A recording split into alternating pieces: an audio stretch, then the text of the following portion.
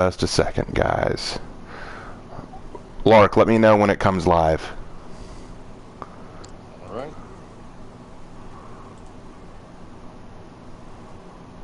Alright, looks like it's finally popped up. Alright, I'm adjusting this right now.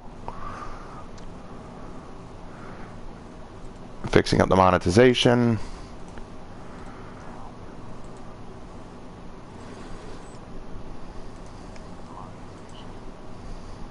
Alright. Alright, looks like we're just about done.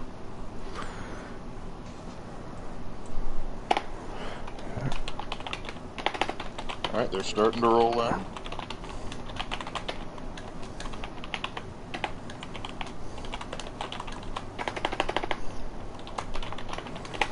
Alright, fix that. Okay. Save that. No, I'm just fixing it. Don't worry. It's going to be fine. Alright. And now I'll hop back over to the game. People are rolling in, you said? Yeah, they're piling in. We got okay. 32 as of now. 32? Oh my gosh, that's more than we've ever started with before. Okay, well, welcome guys to the stream. Thank you guys so much for coming tonight. We've got a very awesome stream tonight because for the first time on the channel, we actually have a guest. Of course, you have Raven here. We got Lark as usual, you know, keeping an eye on the chat. And we also have another guest. I get asked this question a lot. Who draws the chibis and images for my thumbnails? And I have two artist friends who do that. One is Jay. He isn't with us tonight, but the one who drew all the chibis and usually the female Raven images, that would be my friend Hannah. And Hannah is here with us tonight. So everyone say hi to Hannah. Hannah? Hi, everyone. Yes, Hannah is joining us tonight. Let us know in chat. Can you hear Hannah okay? Hannah, tell us a little bit about yourself so that we can make sure that they can hear you. Hi, everyone. Happy Thursday to you all. Hopefully you guys can hear me well and good. It's my first time using the PlayStation app, so I'm really hoping that it's working properly. Lark, is everyone able to hear him okay? Because I can't, I can't... They say the audio is soft, so just make sure like the phone is like right next to your head. Okay. Okay. That's the best advice I can give. Yeah, honestly, yeah, but don't worry, we'll do the best we can. But if you can't hear what she says, just let us know and we'll try to clarify. But we are, at the very least, you can hear her. Even if it is soft, just listen very closely, okay? So, obviously, Hannah is here. Before we get started with the gaming itself, Hannah, why don't you tell everyone your favorite For Honor character and why? I would probably say my favorite would definitely be Peacekeeper, mostly because like I like her hood. I like how it kind of reminds me of the original Assassin's Creed, honestly. Absolutely. She is your baby, as you've often said. Yeah, she's my little baby. She's your baby. All right, well, now that we've got that out of the way, we're going to go ahead and before we do, yeah, I forgot. Before we do, okay. Hannah, one thing that we do on the channel is whenever a new execution comes out, especially an original one, like one that's unique to the hero, we give it a grade. And so today, just today, Jormungandr got a brand new execution, and we're going to give it a grade. Hannah, I think you might like to sit in on this. Lark, you as well. So we're going to take a look at this new execution together. It is called the High Striker. So let's take a look at this new execution.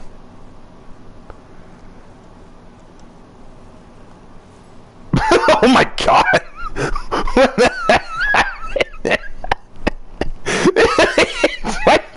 It's like those games. It's like those games where you hit the thing and like those strength testers where you take a mallet, whack it on the ground, it sends a little thing up to the top and it rings a bell. That's what it looks like, doesn't it? Yeah, I'm pretty sure that's what they were going for. It's most, you know, with all the characters, whenever they have a unique execution, it's grounded in some degree of reality. I just can't get over this one. This one's funny. Before you go any further, the Hustler 1 just dropped $50 at you. And so What? have a great rest of your day, Raven. Thank you, Hustler. Wow. Okay.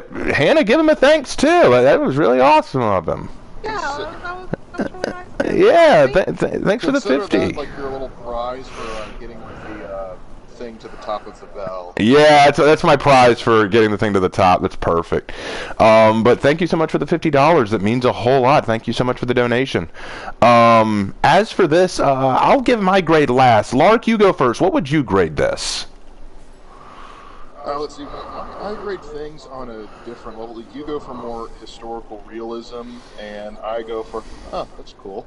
Yeah, and so it's very goofy, but I typically play like a melee Armageddon because of how silly the voice sounds to me. So I'm going to give this a solid 8 out of 10. 8 out of 10? Okay, and because of the silliness factor. Hannah, what would you grade this one? It's like supposed to be like number out of 10, right? Yeah, it's a number out of 10. And it can be whatever standard you want, yeah. You may do it out of 20 if you so choose. Okay, well, I would say, honestly, I would say affinity out of affinity because it blew my mind. It blew your mind. I get it. I get it. It's funny. Okay. All right. I see what you did there. Okay. For me, yeah, you're right, Lark. I do tend to grade based on realism. I do give some points for silliness. I think it's so funny the way his body kind of jolts along with the electricity. Watch his body when she slams down. It's really funny. When she slams down, the electricity causes his body to wriggle a little as it goes up, which is really funny to me. I think I'll give this one a 5 out of 10 because I have to take off points for the lack of realism, but I can't help but love how goofy it is. It's just so silly. And plus, I did give a high score to Shaolin's execution, Maximum Shaolin, and that's definitely not realistic. So. Wow, that's quite shocking there. Hannah, God. And people call me bad with the dad jokes. I mean. Well, that's okay. I can punish her. There's a question in chat for Hannah. When's the Raven and Apollyon art coming out? Oh, God. Yeah, I've been asked that a lot. Do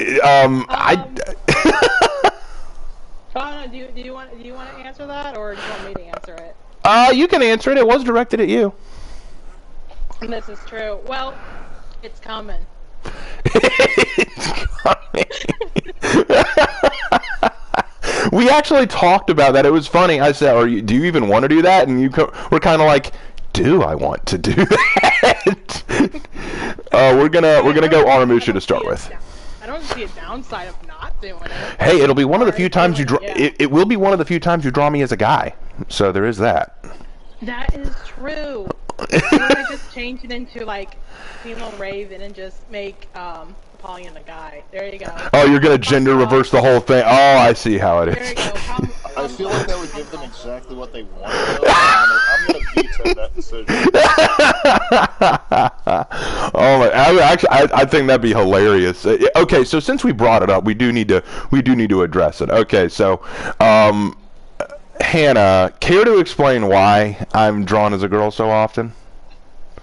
Well, for one thing, it seems to garner a lot more attention. Yes, it does. It certainly does. It really does. The origin story behind it. Yeah, like why? Like what led you to like? Because I think most of the time you draw me as a girl. When you drew the chibis of me for the channel, they were all guys, but usually you draw me as a girl, and there is a reason for it. I figured you'd like to tell your side of it. Oh, okay. So a couple of years ago, I was a lot more active. I think it's because around that time I was working for a retail store. So like once I was off of work, I was off. I didn't have to focus on it or anything. So around that time, I had more time to draw. And you would always say, "Oh, you're not gonna draw me like this." Like, yeah, I am. So you're basically like, begging me to not draw you like that. So then. And, of course, you also, when you're tired, you say a lot of things that get put on a list. So I do, though. Yeah, I know. You always say the darndest things when you're tired. So, I do. You can't trust me. So I would say, oh, I'm going to make a list. No, you're not. I'm making a list of all the things I'm going to draw you as. And then there was that created the list. So anytime someone says something, it gets added to the list. Yep, and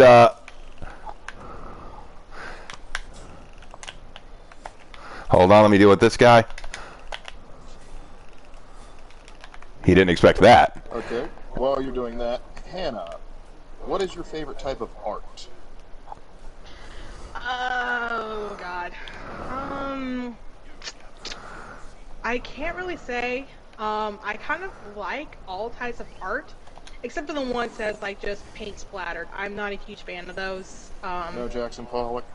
No. Yeah, I don't like Jackson Pollock either, so I'll stand with you on that one.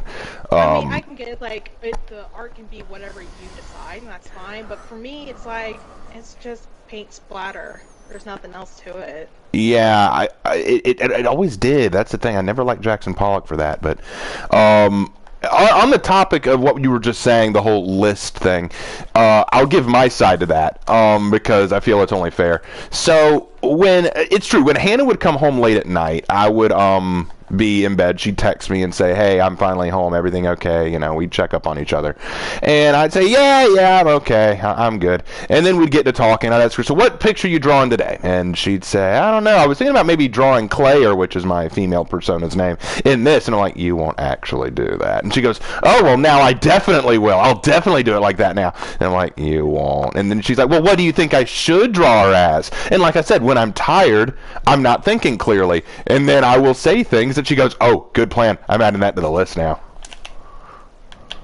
Yeah, whenever you say like, "Oh, you're not gonna do this," deep down, I'm like, I'm gonna prove them wrong. I have to now. It's like I'm just such a petty person that I just have to. It's one of those things. Hold on. They're asking me, can you add the skeleton Raven Knight to the list? A skeleton Raven Knight? I don't know how. I don't think that's humiliating enough. Why a skeleton Raven Knight? We just was a request for it. Probably because they got a bone to pick with you. What is with the jokes tonight? She's just ribbing you. Not as good. None of them were good. What are you talking about? But it did. But yeah. Oh, you again. Hi. Question. Has Raven ever made any Hannah Montana jokes? I know. I usually call her Hannah. If you call me that. I usually call her Hannah Banana. We're afraid that if we do Hannah Montana jokes with Hannah, we'll get copyright stricken by Disney. Yeah, probably. Dang, that warlord came out of nowhere. Why are you attacking? Oh, he wanted to kill me, I guess. But anyway, so yeah, well, the list is mostly just pictures of what you're gonna draw me as next as a chick. So, and the list still exists. There's still like 10 or 12 more items on the list, and it keeps growing. Friends of mine who know about it keep adding new stuff.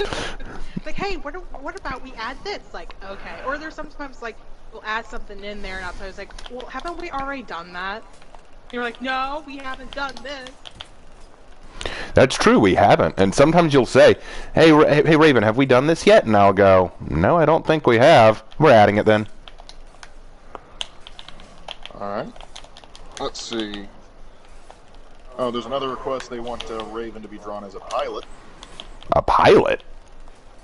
Yep, not embarrassing enough. Don't worry, I can fix that. Remember World War II when they would put pinups on the planes? Oh, like pilot pinups? Oh, no, like on the side of the plane.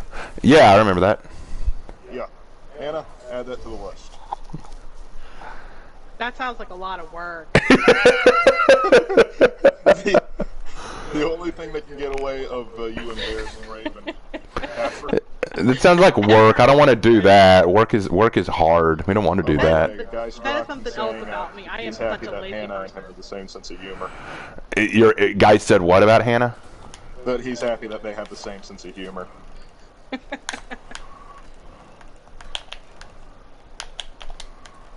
Has Raven been drawn as an eldritch god? No, but anything can happen. You want a cuddly Cthulhu or something? Oh my god, that sounds so adorable. I'm gonna Google that to see if someone's actually made like a plushie of Cthulhu. Oh, I guarantee you someone has. Oh, I'm sure that someone has. It's the internet. Gosh, I Anything can't. is possible. Okay, guys, a little information about me when I play Aramusha. If I'm getting ganked as an Aramusha, I will kill one of my enemy, but then the next one will finish me off. Okay, Jaguar Warrior just dropped $2 with the request of, can you draw Raven as a dwarf? If she can be a bearded dwarf. A bearded lady dwarf. Is that what you So want? it's a Tolkien dwarf. A Tolkien dwarf. I'm sure she'll find a way. If there's a will, there's a way. Unfortunately, right now there's no way, so there's no will. That's a shame. I'm sure she'll figure it out. I'm sure she'll do it. Because for $2, are you kidding? But thanks for the $2. Thank you, Jaguar pal. Oh, he wants a Warhammer dwarf. Oh.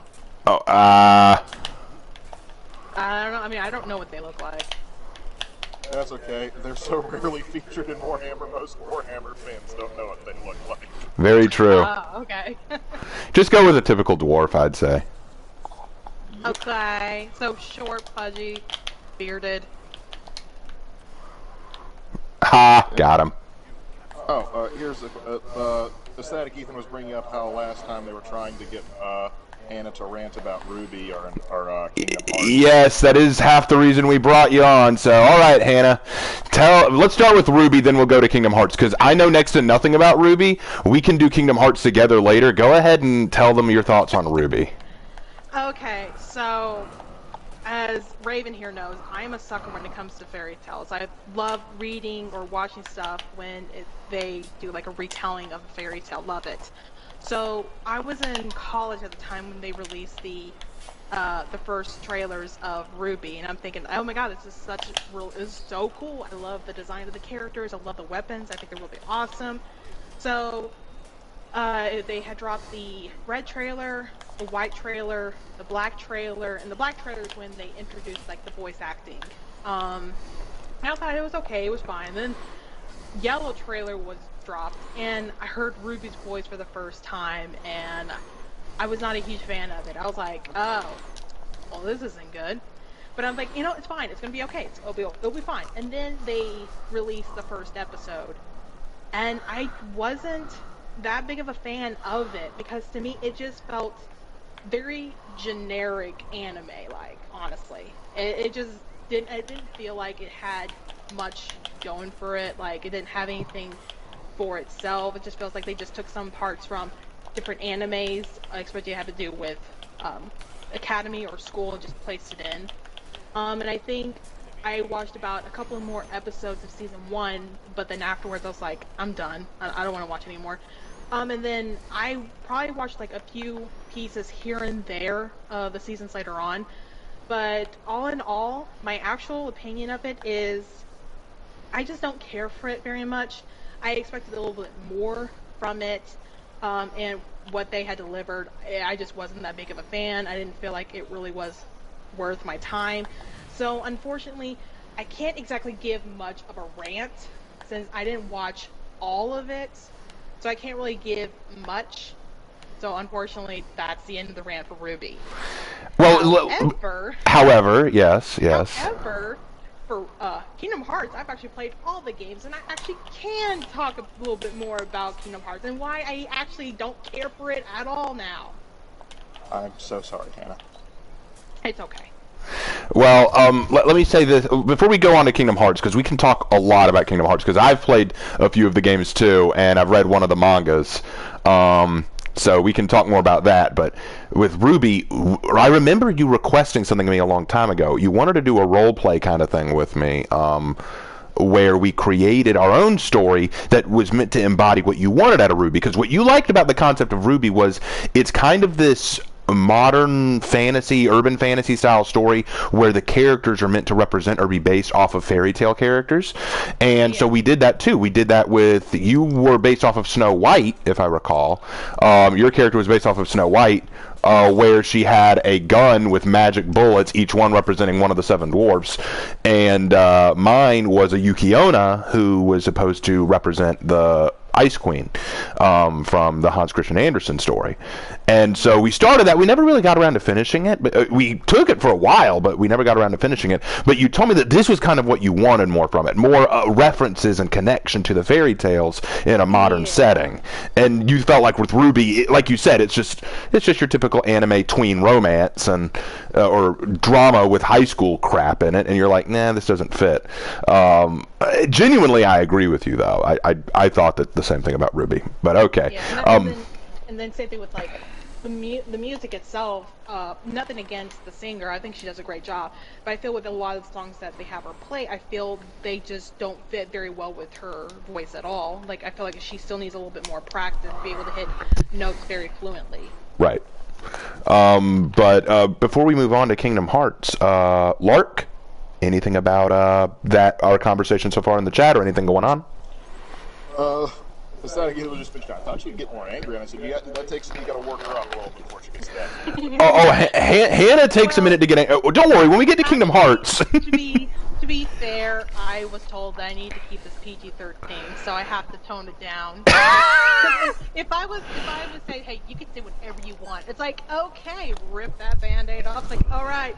Buckle your britches, bitches. It's story time. Tell you what, Hannah, I will permit you as we go over Kingdom Hearts to go a little crazy. Permit me? Oh my goodness, I'm so excited! Are you sure you're ready for this? Are the audience sure they're ready for this? Before we start with Kingdom Hearts rant, I advise my audience to brace themselves because Hannah can go off. But all right. Hannah, proceed. Tell us about Kingdom Hearts. Okay, Kingdom Hearts. So let me first start off. When Kingdom Hearts first came out, I remember seeing the trailer. I remember feeling super excited when I saw the trailer, hearing the music. I thought it was the coolest thing ever.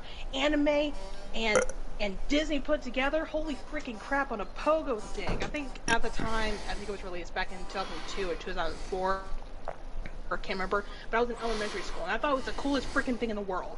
So, I played the first game, I liked it. I played the second one, and I think when I got the second one, I was in 6th grade. I loved it. I thought it was super cool. And then, it was years later before I was able to get to play them again.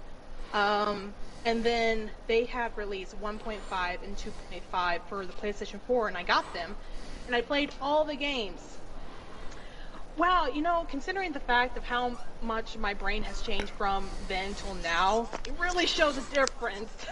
So, first of all, okay, in the first one, I'll let the first one slide because right now, I actually still like the first one. The storyline itself is very simple and clean. The second one... I see what you did there. Yeah, same. I've been throwing that pun out so many times, and barely people ever catch it, and it makes me so mad. I caught it. So the second one, it had its moments where it's like, it's a little corny, or the dialogue wasn't all that good, but I was like, I'll let it slide, whatever, I still enjoyed it. Then, Dream Drop Distance. I'm sorry, what? Yeah, it's called Dream Drop Distance, 3D, because when it was released for the 3DS. Wasn't that 365 days? No, well, yeah, 358/2 days was released before that. Alright, so you have Kingdom Hearts, Kingdom Memories, Kingdom Hearts 2, Kingdom Hearts Chain of Memories, Kingdom Hearts 358/2 days, Kingdom Hearts 2, Kingdom Hearts Dream Drop Distance, screw that, whatever. Alright, it goes in different orders, and they release them in different orders. Okay, so, but anyways, who in the freaking world puts 358/2 days on the freaking DS? Are you kidding me? Okay, here's the thing. When 358/2 days was released on the 3DS, you ever tried playing on the freaking DS? when it doesn't have the analog sync, but the way they made it was basically like, oh, it's for like a bigger platform, but no, they put it on the freaking DS because at the time they were remaking the stupid Chain of Memories for the PlayStation 2. Why the crap they did that, I have no freaking clue. They should have just done that with the PlayStation 2. They should have put 350 days less 2 days on the PlayStation 2. My thumbs wouldn't have been so freaking cramped. Oh my god, it pissed me off so much. And then at the very end of 350 days less 2 days, you kill Shion, and the only thing that Rock says like, oh no, Shion, you're dying. Yeah, I'm dying. Well, who will have ice cream with me? Are you freaking kidding me? Your friend is dying, and all you're thinking about is freaking ice cream? Are you freaking kidding me, Roxas? So then there was that, and then, I mean, sure, you do find out what Roxas did during the organization and why he left. Okay, whatever, and why he has 2 Keyblades, whatever. Okay, and then you have Kingdom Hearts 2. Okay, whatever, I already said what I wanted to say about that. And then you have freaking Dream Drop Distance, and Dream Drop Distance, holy freaking crap. There, okay, I will say with each of the Kingdom Hearts games, I do agree that each of them are very basically experimental. They do something different, and that's fine, and that's okay. But for the love of freaking God, stop making so inconsistent with one another. Here's something else. Have you ever wondered, like, throughout all the freaking games, they always change how they summon Kingdom Hearts, and to this very day, we have no freaking clue what Kingdom Hearts is. Like, let me ask you guys, what is Kingdom Hearts? After playing any of the games, do you know what Kingdom Hearts is? No, genuinely, I don't. Is it like a Cincinnati chili recipe? Yes, it's a Cincinnati chili recipe. Oh my god, it makes me so mad. It's like we don't know what Kingdom Hearts is. They constantly change about how they summon Kingdom Hearts, because in the first game, they summoned Kingdom Hearts because they brought about the Princesses of Hearts and got their hearts, so they were able to summon Kingdom Hearts. In the second game, it was Sora releasing all the hearts from the Heartless, and then in the third game, it was releasing the 13 vessels of darkness as hearts or whatever, just sacrificing 13 vessels to summon Kingdom Hearts. So to this day, we still don't freaking know how to freaking summon Kingdom Hearts, and that's stupid. It's so freaking stupid. The more it can be consistent with what he wants, and then, so here's something else. For about close to 12 or 10 years, people have been waiting for Kingdom Hearts 3. It has been built up and everything, and finally, they released Kingdom Hearts 3. And you know what happened? What happened? It was crap. I hated it so much. I felt like, don't get me wrong, there were some worlds I actually did enjoy. I enjoyed Hercules World. It really felt like being in Greece. It felt great. I loved seeing all the architectural designs. I loved going up to Mount Olympus. I thought that was really fun. I did kind of like Pirates of the Caribbean's World. I liked how it felt more open. I'm still pretty pissed off about the fact that they didn't include Calypso's transformation. And it's like, as soon as you get there, it's like, oh, they released Calypso, whatever. It's like, are you kidding me? So there was that. I hated Frozen and Rapunzel's World, because if you've seen the movies, that's literally what it is. It's just replaying the movie. Now, if you've never seen the movie, then you might enjoy yourself with those levels. But I have seen the movies, and it was basically just redoing it. Like, here's the thing. In Frozen's World, they're even redoing the freaking scene with Let It Go. Why? Why would you do? You don't include Calypso's scene when she transforms, but you, for God forbid, you don't include Let It Go. I have heard that song so many times for so many months when I worked at Walmart. Oh my god. It was annoying. And then, oh my god. And then Olaf. I hate Olaf. I hate him. I despise him. I wanted so much to burn him. Every time I saw him, I wanted to burn him. Wanted to, but couldn't. And then I think when I got to around Big Hero 6, that's when I was just done. I didn't want to play anymore. I felt like it was just a chore. All of it was just a chore. You know what else? They didn't even give the option for you to even play the 3, like the Riku, Kairi, or Sora. They didn't give you the option. You're just stuck with Sora. And I don't know if you know this, but after Dream drops Distance, Sora kind of becomes a bit of a retard. I don't know if it's because he's been influenced by darkness, but it becomes a bit of a Riri. I think it's just because that's the way Sora is, though. I mean, he was kind of a moron from day one. I will agree with that. And I would say, like, the only excuse I would probably give is the fact that he's new to everything that's going on, so I would kind of let it slide. And the second one, it was a little bit noticeable. But then after that, I was like, okay, Sora, you can't be this stupid. No, just no. And then, let's see.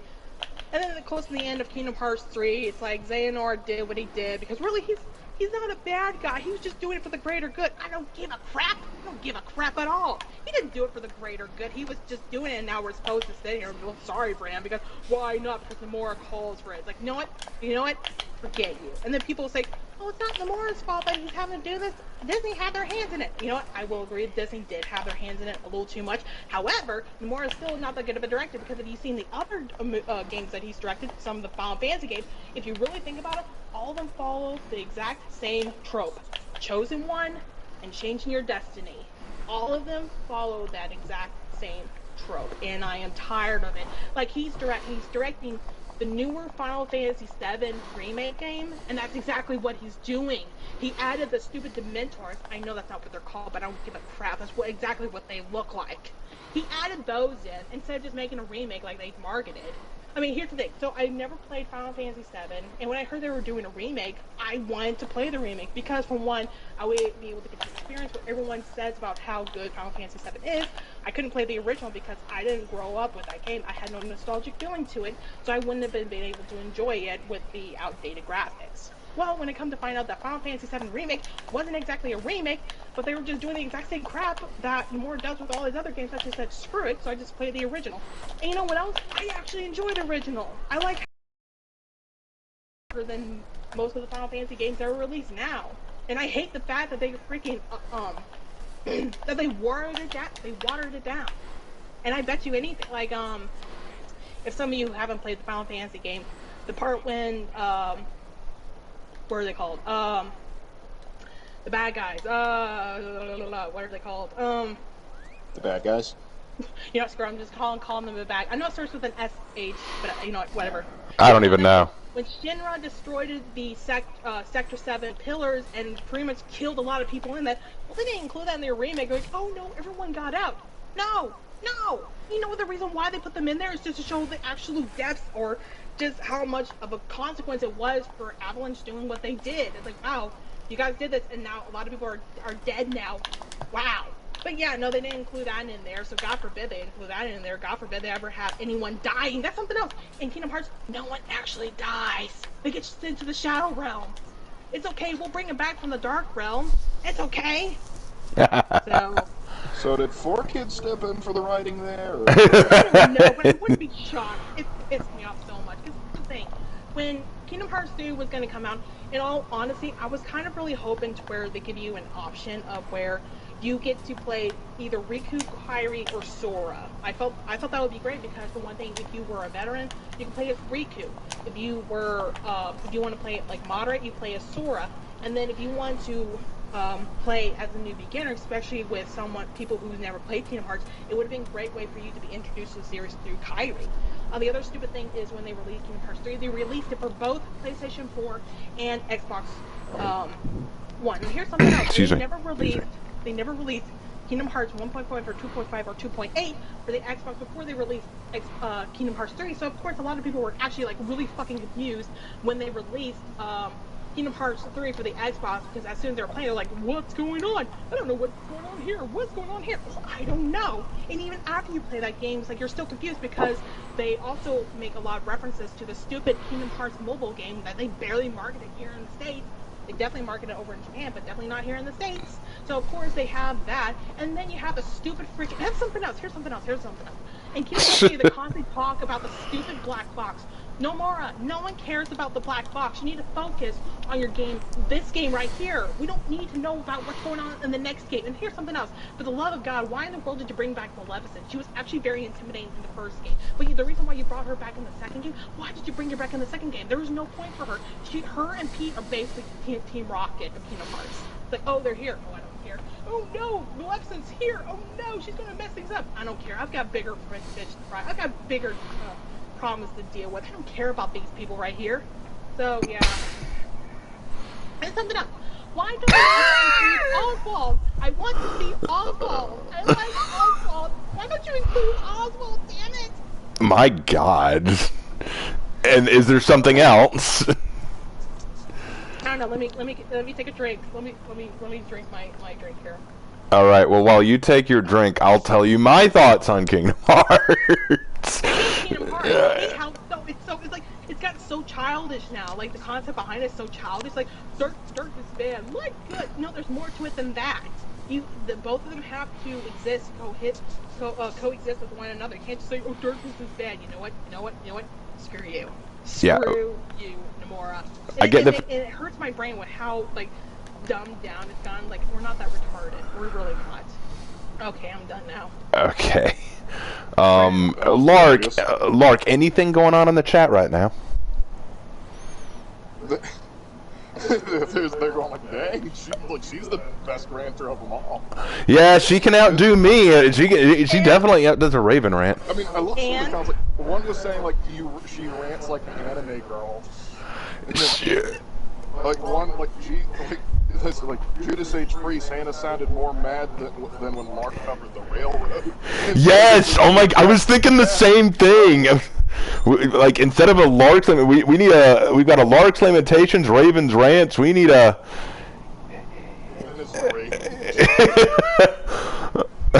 Well, and here's something else.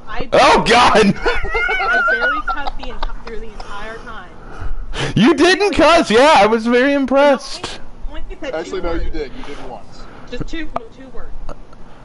Well, that was impressive, but okay. So my thoughts on Kingdom Hearts. Okay, so here's my thing. I'm not going to rant quite as well as you did, but I will say this. Okay, so I played Kingdom Hearts, the first game. True story. I actually didn't know how abilities worked in that game. I didn't know how to apply abilities.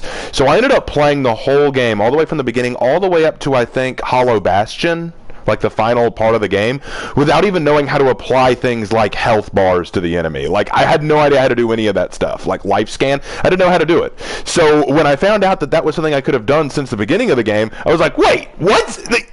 So I could have been applying all these abilities which could have helped me, so I felt really good about myself that I was able to actually come close to beating the game without ever applying all those stuff. So that was kind of fun. But yeah, Kingdom Hearts initially I really liked because the idea of combining Disney with anime aesthetic was kind of a cool idea. And the gameplay was fun, I admit. The problem was, by the end of it, I thought that I kind of understood, like, the basics. Like, I thought that I got it anyway. Hold on. You thought you had it. One of those moments where I thought that I had the idea, but I really didn't. Because once Kingdom Hearts 2 came out, I had no idea.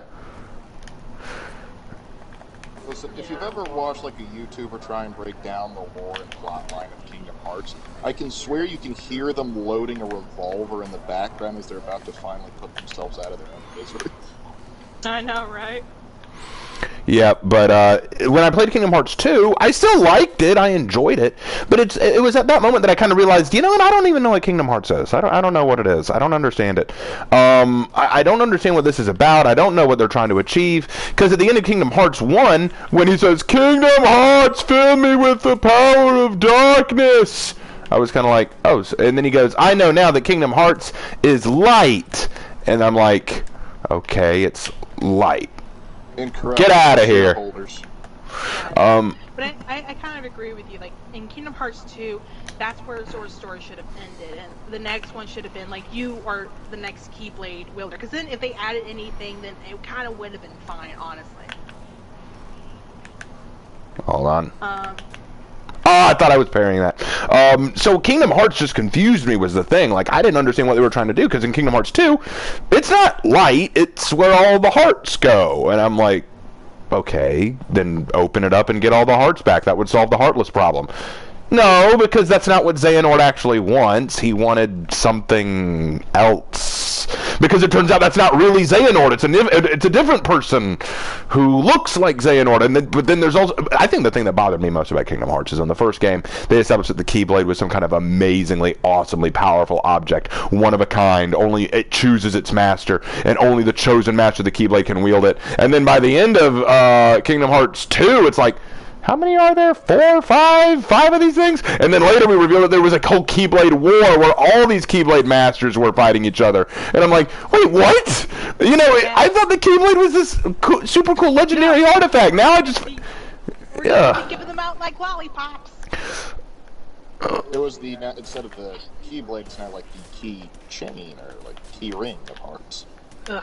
And then they released the trailer for the next game, the next Kingdom Hearts. I was like, so now Sora is a Nadal video someone posts about. Now Sora gets to do taxes. Like, yep. What I love is in the new trailer, he wakes up in like in a modern day apartment, and I'm like, that's Sora's whole thing, isn't it? I'm asleep. That's what he does at the beginning of every game. I'm asleep. Wake up. Oh, the world's in danger. Well, same shit, different day. Exactly. Literally, though. Oh, I love this. A person says, we have to stop the darkness and become light and get Kingdom Hearts or something. I don't know. I don't play Kingdom Hearts. You might as well. That's pretty much what they're yelling the whole time. It's like replace the word darkness with bees. Whenever someone is filled with bees, they become a heartless, and then whatever's left over becomes a nobody, and that becomes marketing. And marketing solves everyone's problems. Exactly. In all honesty, it's like based on everything we saw, all the games, I can only think of like what Kingdom Hearts is, and this is just my theory. Honestly, I know for a fact I'm wrong because there's no way in hell that Nomura would be able to think of this as well, considering how he's been so far.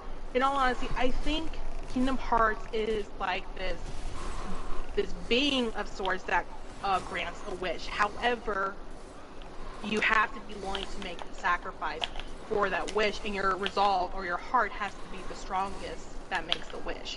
So in Kingdom Hearts 1, they had to sacrifice the princesses of hearts to summon Kingdom Hearts, and Sora's heart was the strongest because he believed the strongest, other than Xehanort, that Kingdom Hearts was the door of light, and thus it became the door of light.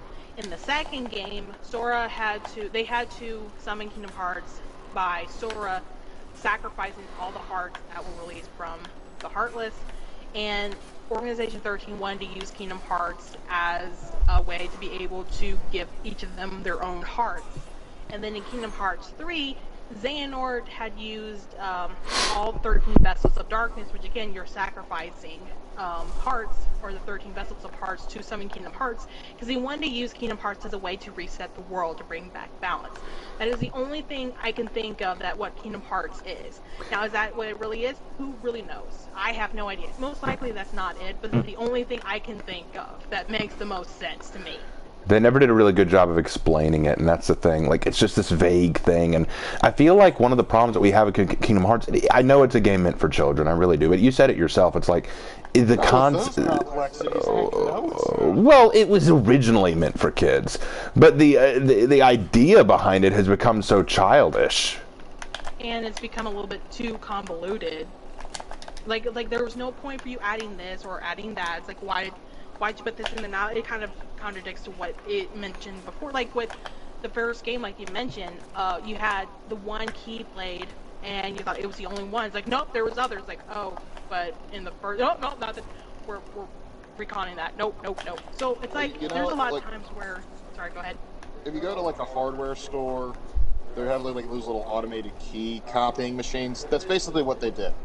That's where all the Keyblades come from. You're right. Essentially. That's my working theory. Yeah. But yeah, it's like, I think after how disappointed I was with Kingdom Hearts, I kind of just stopped. It's like, I just didn't want to play with it anymore. Because I know a couple of months ago, I came across this video where this guy actually rewrote what he felt Kingdom Hearts 3 could have been. It was, I think it was like an hour-long video, and I listened to it, and there were some things I disagreed with, but all in all, like, if the game was exactly like he had mentioned, I honestly would have been satisfied. I would have been happy with it. I was like, yeah, you know what? I'm good with this game. I enjoyed it. But considering what we have gotten, which was, to me, the dialogue was very awkward. I feel like a lot of things were just happened. It's like, okay, we're moving on. Whatever, doesn't matter. Not a lot of work was put into it. It needs to just be made and then sent out. And it just, not a lot of love was put into it. It just was made just for the sake of, we just got to get it out there. Probably. Yeah, that's my 2 cents on Kingdom Hearts, and I'm never picking it up again. So right now, and I've mentioned this to Raven over here, but I'm trying to think, I was like, okay, what if DreamWorks did something very similar? However, we work more with the concept of dreams, reality, and fear. And I wanted to think more towards like a bit more of a mature kind of ideal on it. So that's something I'm probably still working on and probably work on for a good while just to see, like, okay, how can I do this? Okay, this guy's light parrying the hell out of me. I'm willing to bet he's PC. He's on PCP? Nah, let me check him. Yeah, he's on PC, for sure. Oh, shit. Well, he light parried me like 4 or 5 times during the match, so I'm pretty sure he was PC. What you gonna do? But I'm almost happy with that rant, though. Yeah, it was a good rant. Anyway, anything else going on in the chat, bro? Yeah, well, there's been a lot going on, because they're all sort of impressed with the rant going on.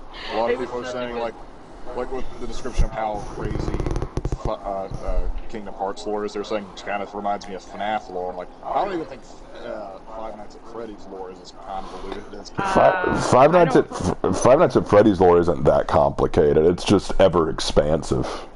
Yeah, and it's like, I agree. Like, I kind of feel like each game he kind of adds something more to it. Well, you know, give Five Nights at Freddy credit. You don't ever wonder who the killers are. But with Kingdom Hearts, you don't even know what Kingdom Hearts is. Like, think about it. Five Nights at Freddy. Think about Five Nights at Freddy. 5, that's the number of nights you're there. Nights, that's when you're there at the place. Freddy's. Freddy Fazbear's. You get it. Everything's answered. Kingdom Hearts. Kingdom Hearts. What the hell is that? No game is going to give you an answer. It's like after 20 years, you still don't know. We'll never know. I don't think we're meant to know. I think that's just meant to be something we never know. No, but like that rant kind of hurt in my throat, honestly, because I'm not used to talking that loudly. Because people notice, like they have a hard time hearing me, so I'm trying to talk a little bit louder, or rant that long. It kind of hurts my throat. Well, take a minute, take a breath, take a breath. Never. People want what they want. Well, they got it. You gave them a very decent rant. And it was very clean. It was very clean with only 2 cuss words put in. Very well done. But someone just mentioned Steven Universe. We're back at it. Oh God, no, Steven Universe. How awful is that? Okay, so my turn. I want to rant on this one. I also prefer Land of Lustrious over Steven Universe. If you want a good story where all the characters are gemstones, Land of Lustrious is 100 times better than Steven Universe, hands down. The problem I have with Steven Universe is the same problem I have with many other shows and movies in today's day and age. It is stupid. It is mind-numbingly stupid, but it defends itself with backwards logic. Here's what I mean by that. If I say this is a bad show because it is trying to propagate LGBTQ relationships when kids shouldn't have to be force-fed that in their children's media, that's my reasoning, right? But then someone's going to say, no, because the gems aren't lesbian. They're not LGBTQ. They're primordial alien figures who just happen to take female forms. That's not actually lesbianism. Okay? Then in that case, the show is horribly written. The character of Steven is a complete dumbass who constantly gets everything his way because he's the biggest Gary Stu since Kirito from Sword Art Online. Well, you have to like the show because it propagates LGBTQ ideals. It's actually trying to show lesbians in a potential story. Wait, I thought you said it wasn't lesbian because they're not lesbian. They're not lesbian. Okay, then the show's writing is bad. But you can't say that because... See how this circular logic works? But the way it's like if you're wanting to write a show with all that stuff, why are the characters so badly written? Most shows are like that. Yeah, that's what I mean. So like, written, it's embarrassing. That's exactly what I mean. It's like this thing. You can't win with this kind of argumentation. It's like we're going to make a terrible show with all of our ideas inserted into it, with all of our narratives and ideas inserted. But if you say it's bad, we're going to hide behind it. But it has blank socio-political narrative of the day in it. Steven Universe, I think it's a bad show, but you have to like it because it has lesbian characters in it. I don't care for the characters at all, and I hate the new Halo TV show is terrible, but you have to like it because it has Hold on. Because it has mixed race in it. It has co-ed races. So, there's other shows that have that too that have been written far better. I feel like I'm gonna die. We're all born to die. With shame. Yeah, there we go. Shame. Yeah. That happened. The gym Xenos and saying they should purge. They should! Actually, I recall this. Hannah, I remember when we were doing our series, Hannah and I did a series, backstory time. Hannah and I, when we were writing together, we did a series called Animated Adventures. Because Hannah told me, true story, she said she'd never been to Disney World before. I've been several times, either for pleasure, just to go there for fun as a kid, or because I was part of the cross-country team that went there. In either case, I'd been to Disney. And I was saying, oh, well, tell you what, how about we write a story where you and I go to Disney, or you and I go to Disney, and she said, but we can only do it if we have some magical hijinks. And I said, okay, let's do that. So we started writing it, but then when we finished it, Hannah said, I got a new idea. Let's fix some of the Disney classic movies. What we'll do is we'll do what Kingdom Hearts did, only we'll change it up a little bit. We will go to the movies themselves. We will enter the movies. Hold on.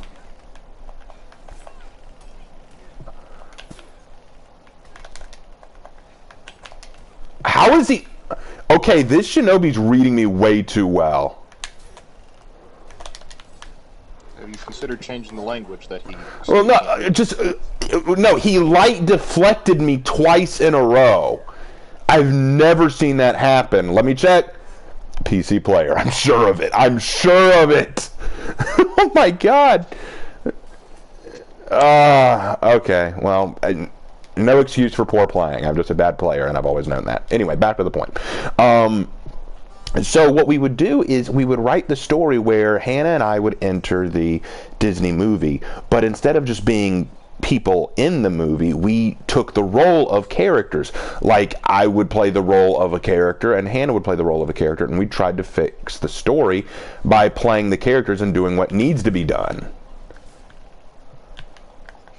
Those were pretty fun. I would say, even to this day, like with the Disney ones, I would probably say The Little Mermaid is my absolute favorite. That actually made me laugh my butt off. Well, it was a lot of fun to work on, for sure. Yeah. But anyway, so then when we finished the Disney movies we wanted to do,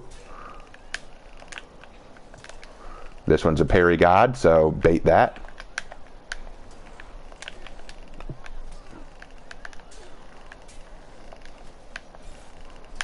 Up, Shinobi behind me, and I'm dead. God, how am I doing? 2 kills, 3 deaths. That sounds par for the course. Anyway, sorry. the constant death is reminding me that I suck.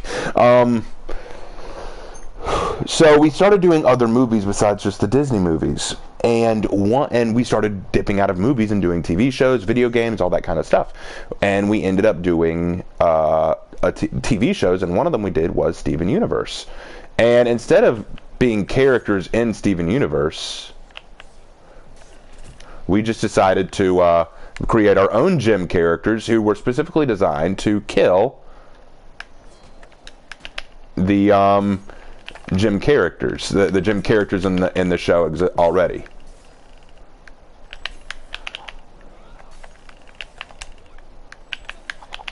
Yeah, that was pretty fun. I enjoyed designing those characters.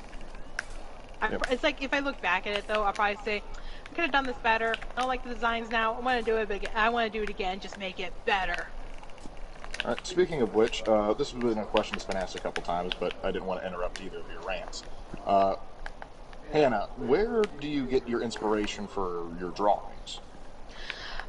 So I actually get my inspirations from like listening to music, watching movies, TV shows, considering how or even looking at images or seeing the design of the case. Sometimes I'll see something, I was like, oh, I like that, and it will give me inspiration to draw something based from that.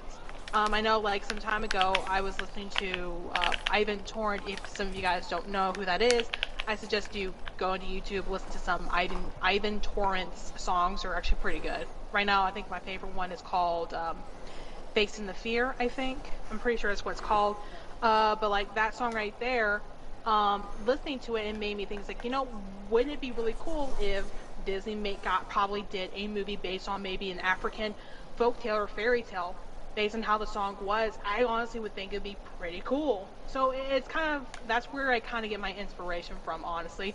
Other times if Raven over here says something, it's like, hey, or when he's tired, it's like, hey, so-and-so, it's like, that sounds like an interesting thing. I'm going to put it on the list because I am now inspired to draw that.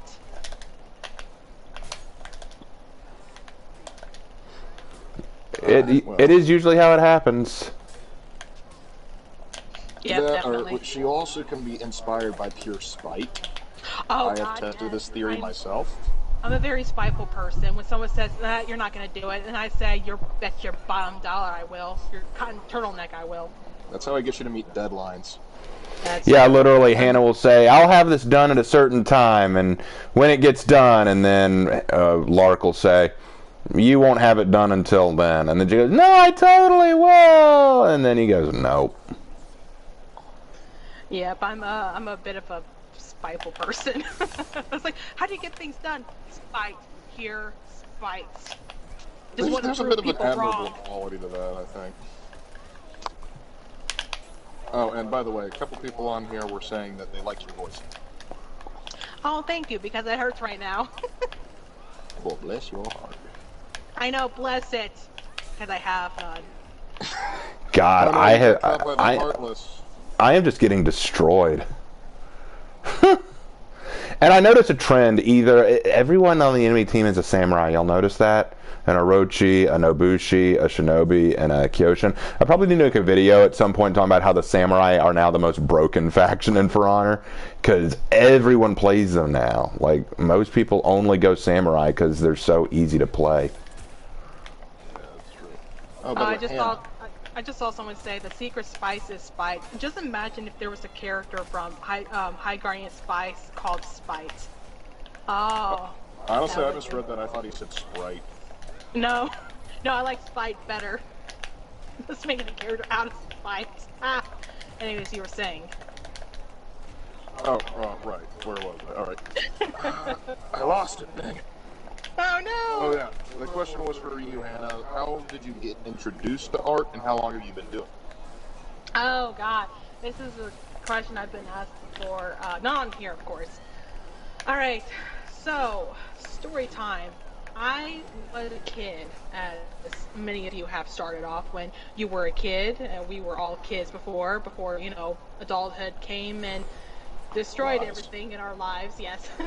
So I was a kid at the time, and my sister, who had the same mom, different father, she would come over and visit us, and she would always draw the Powerpuff Girls, and I really liked the show. It was one of my absolute most favorite cartoon shows ever.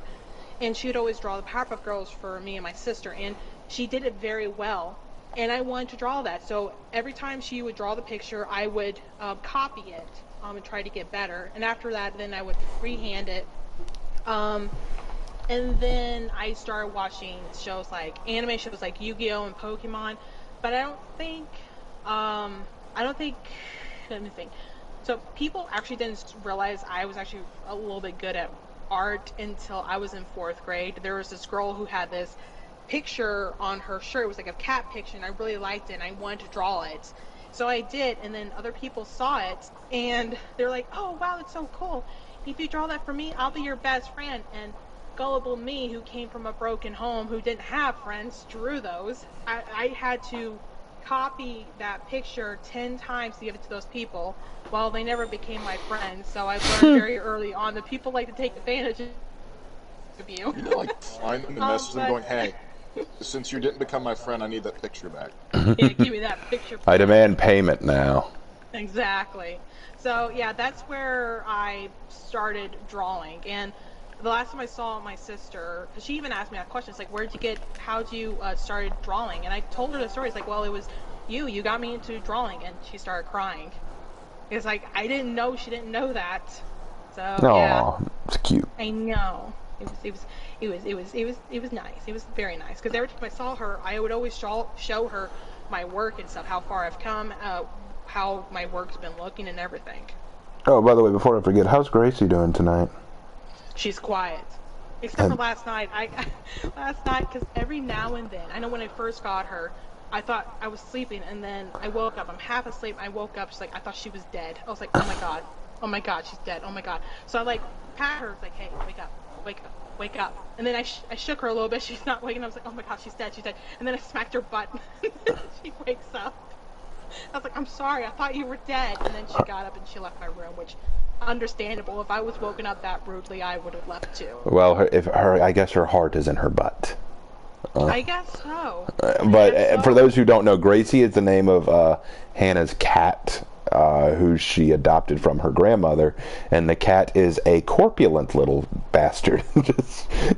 She's gotten a little better. I know when I come home and I sit in my recliner, she gets up on my stomach and then she falls asleep on me.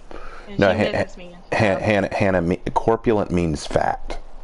She is very fat. Like when she lays down, she's a little porker. Raven here seen pictures of her. It's like she's a porker. She's a thick kitty. She is for sure. Oh yeah. She's has thick fur too, so it's a pain in the butt to brush her, because like hair's everywhere. It's like I don't like, and it was really rough at first because I'm allergic to cats, but now thank God I've gotten used to it.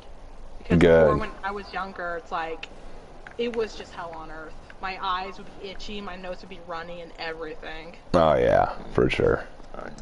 Oh, and Raven, there's a bit of a controversial question directed towards you. Okay. Which comes first, the milk or the cereal? Cereal. The cereal should always come first. Yeah, unless you're a godless degenerate.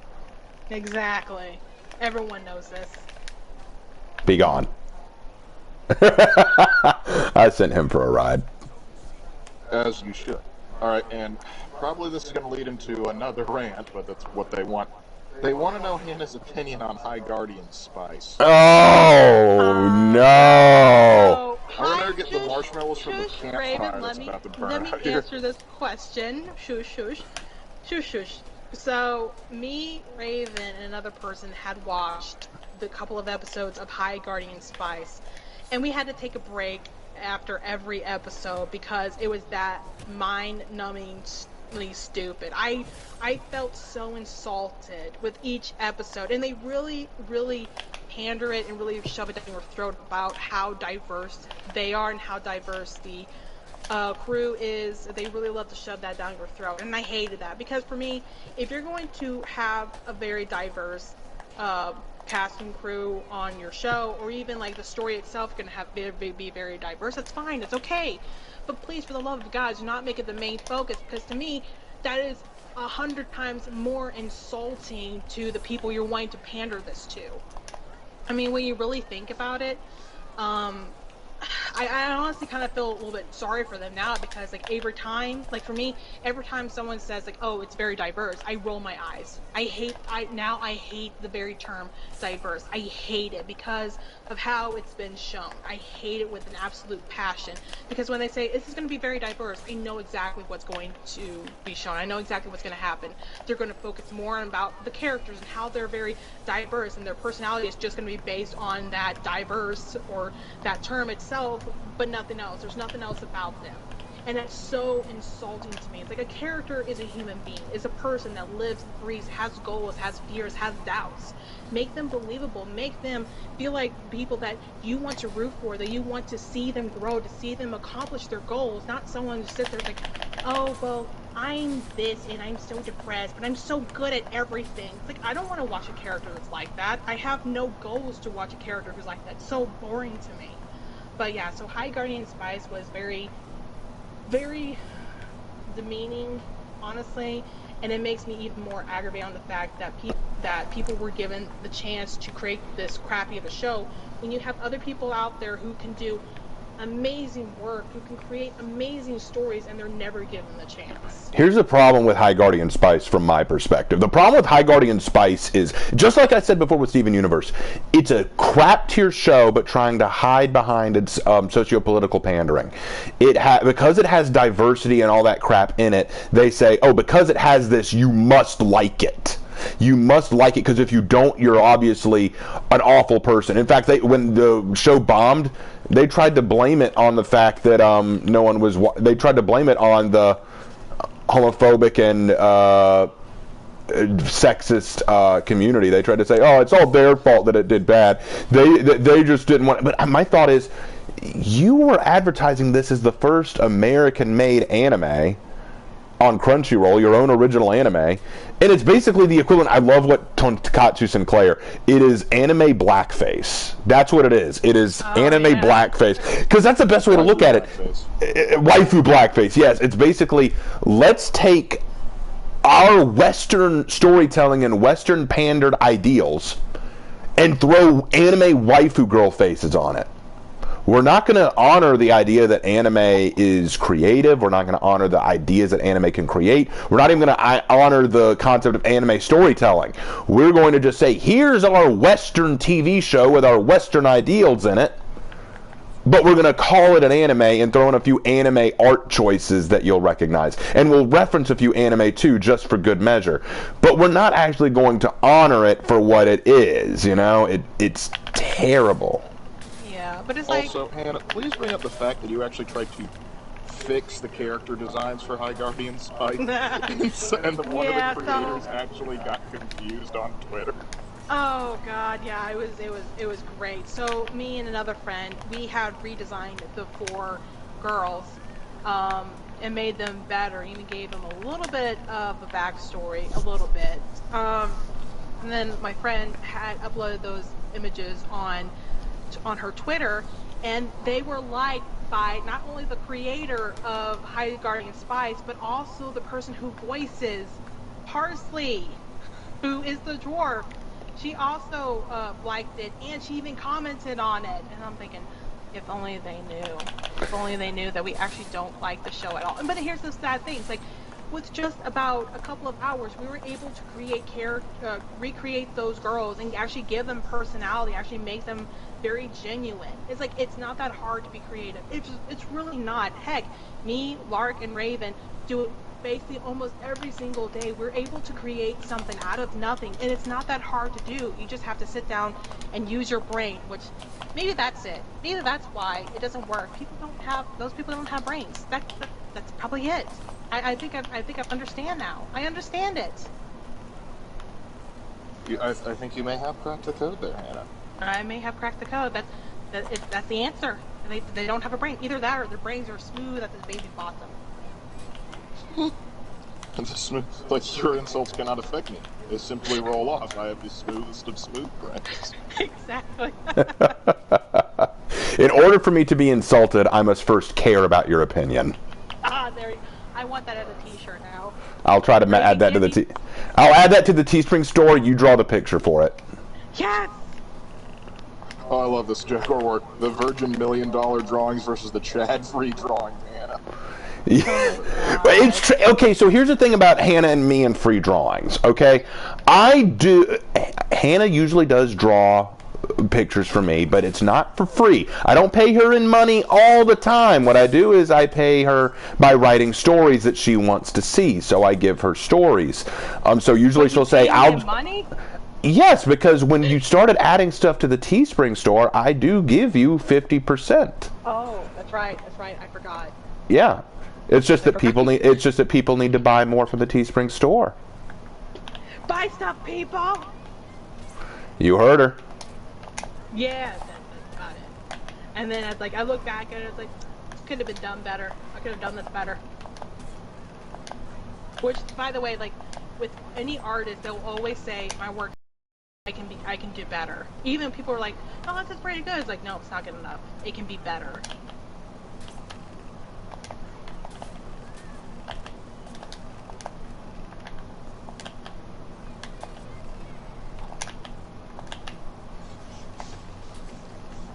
Oh. Hold on, I've almost got him.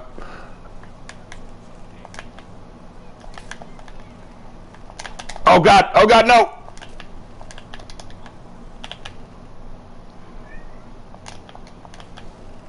No! Stay away from me, Shaolin! No!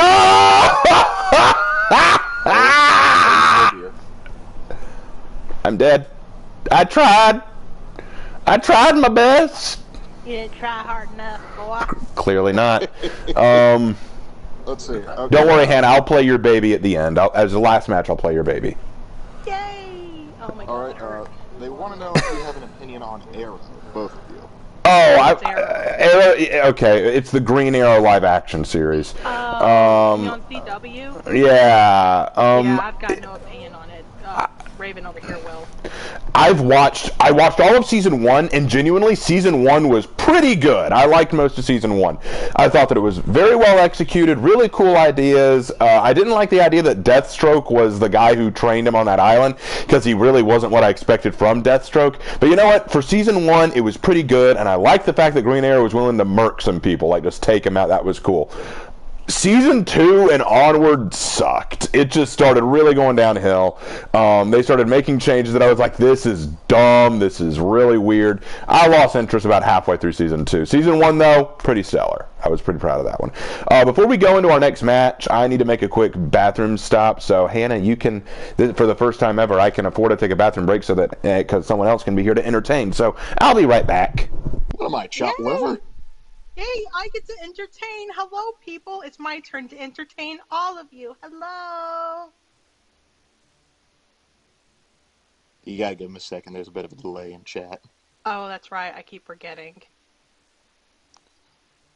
I keep forgetting there's a delay. Rip Lark. It's okay. One day I may be important.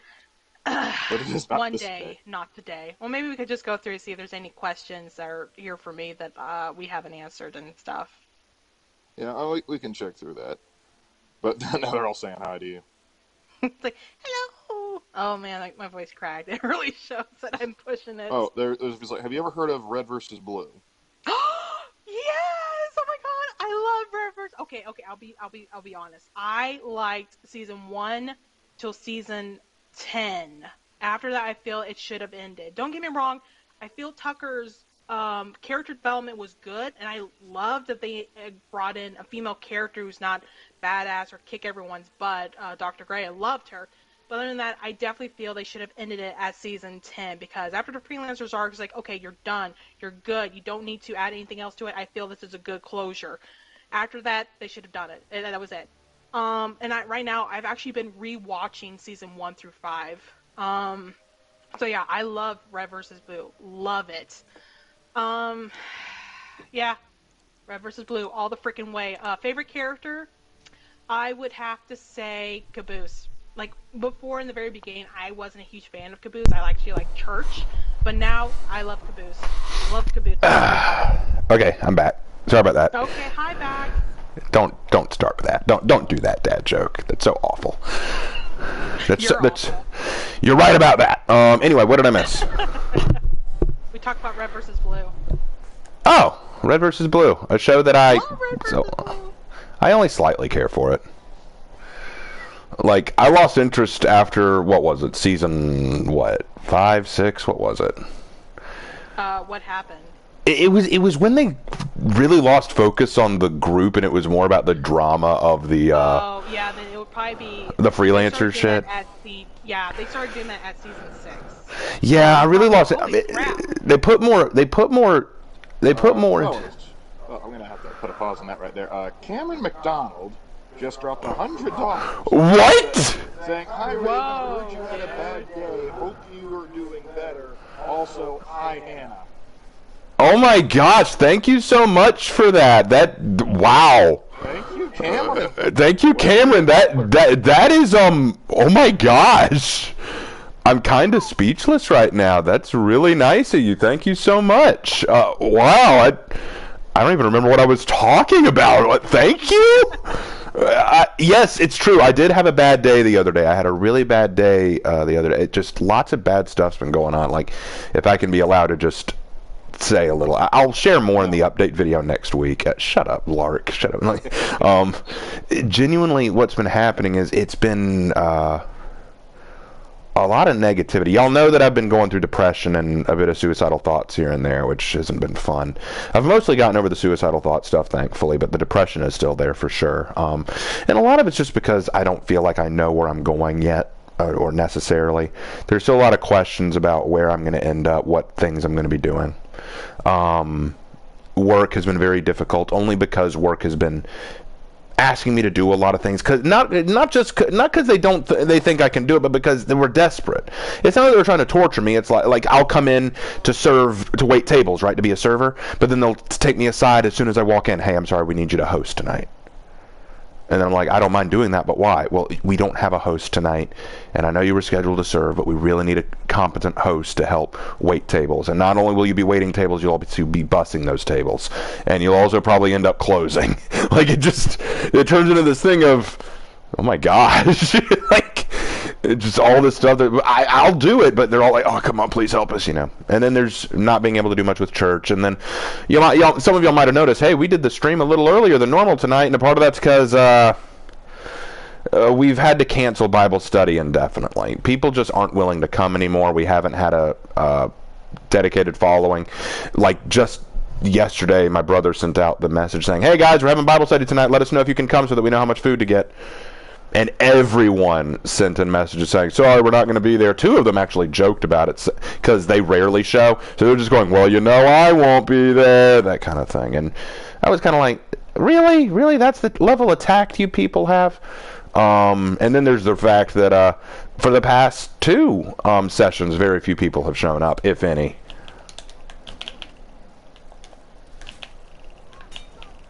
Oh, crap. So, yeah, it's just been a rough one.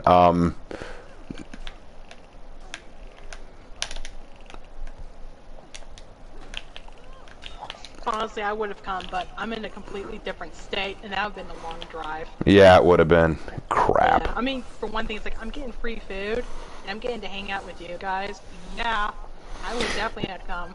Yeah, Hannah, the first time, Hannah came down to visit Lark and I when we still lived at Myrtle Beach, and stayed with us for a while, which was cool. And then the next summer, I went up to visit Hannah at her apartment and stayed for about a week, and that was really cool when that happened. It was very short, though, because you had to go because there was, which was stupid. When you came down to visit, it was storming real bad, and we were flooding over here. So yeah, and had to leave early. Well, inclement weather was going to keep me from getting back home in time for work, and so. Yeah, and I didn't want you didn't want to be stuck somewhere in like Chicago or St. Louis. Definitely. Gosh dang it, Raider! Let me fight this dude without you!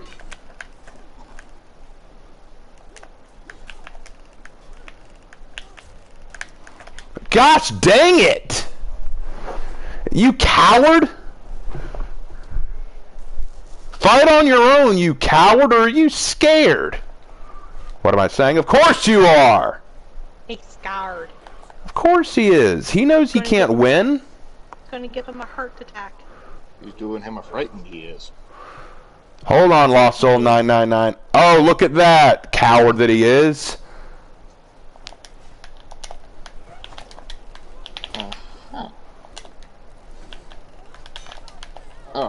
This has been asked a couple times for you, Hannah, but have you ever heard of the Scarlet Nexus? I've heard of the game.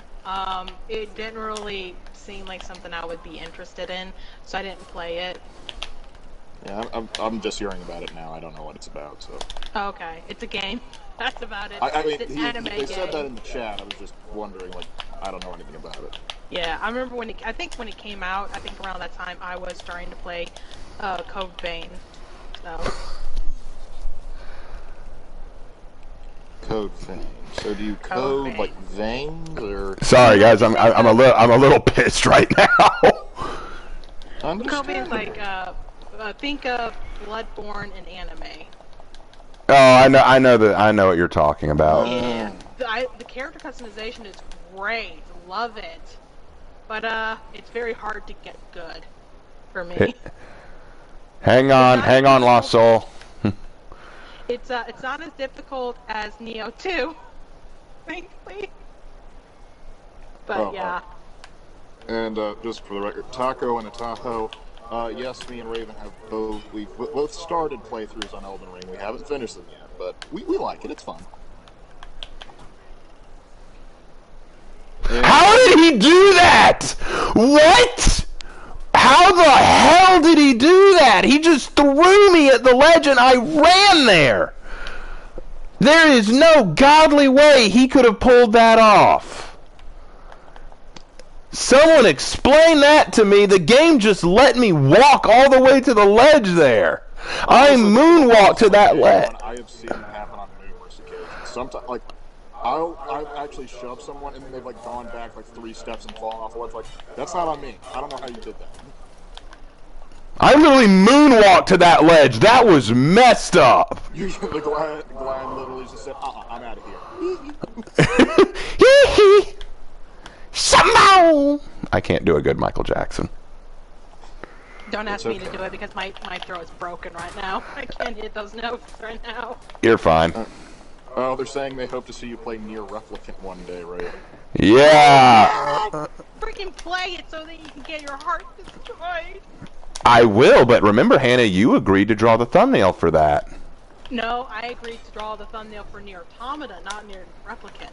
I thought you agreed to draw the thumbnail for Fallout. That too. Both.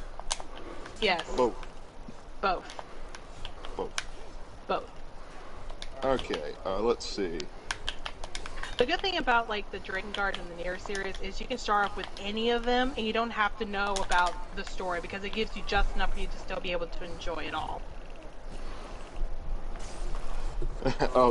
Stacy St. Peter cracked the code. Raven pulled a Scooby-Doo getaway off the ledge. Yeah, y'all saw that. I know y'all saw that. There's no way that... If it was Shugoki, I would have gotten it, because Shugoki has that one feat where he can throw people further away than normal. But that made no sense. I literally should not have walked that far, but the game threw me that far. Wait, let me see. He's not a hacker, is... Oh, he is PC. Okay, maybe he did do something. I don't know. I don't want to accuse... Here's the thing. I try very hard not to accuse anyone of hacking, because that's the one thing I don't want to turn into. I don't want to take my poor gameplay. Like, I'm not a good player. I'm a shit player, but I don't want to excuse my bad playing for hacking when it's the other way around. I want to acknowledge, hey, this person is better, play better than me. I need to accept that. I don't want to accuse anyone of hacking, but now there are moments where I have to go, okay, how'd you pull that off? Or you can be like me and I just blame my controller. Also, that's my general go-to to cover up that I'm awful. To a static Ethan, there's no L in both. It's just both. There's no L. Oh, no, it's because I said both like funny. He was just doing that. Oh, okay. Oh, and... No, he makes a reference from Red vs. Blue because that's how Griff says both. It's like, you sound like such an ass when you say it like that. Alright. Anyway, Hannah, have you ever drawn yourself? Yeah, not very. I used to years ago, but I don't very much now. Yeah, you've done it quite a bit, particularly for the animated adventures. Animated adventures, yeah, as chibis, yeah. Hannah, what do you think about the show Lucifer? I haven't watched it. I've only seen bits and pieces of it because one of my buddies, he sends me clips of it, and to be fair, like the clips that he sends are pretty funny. But I haven't watched. I've never watched the show. I don't know if I'll ever really watch it. One of them quit. Who quit? One of them quit. Oh, it was the Yorm. I have no opinion on the Yorm. But yeah, Lucifer's shit. Like the very concept is a terrible one. It is. Yeah.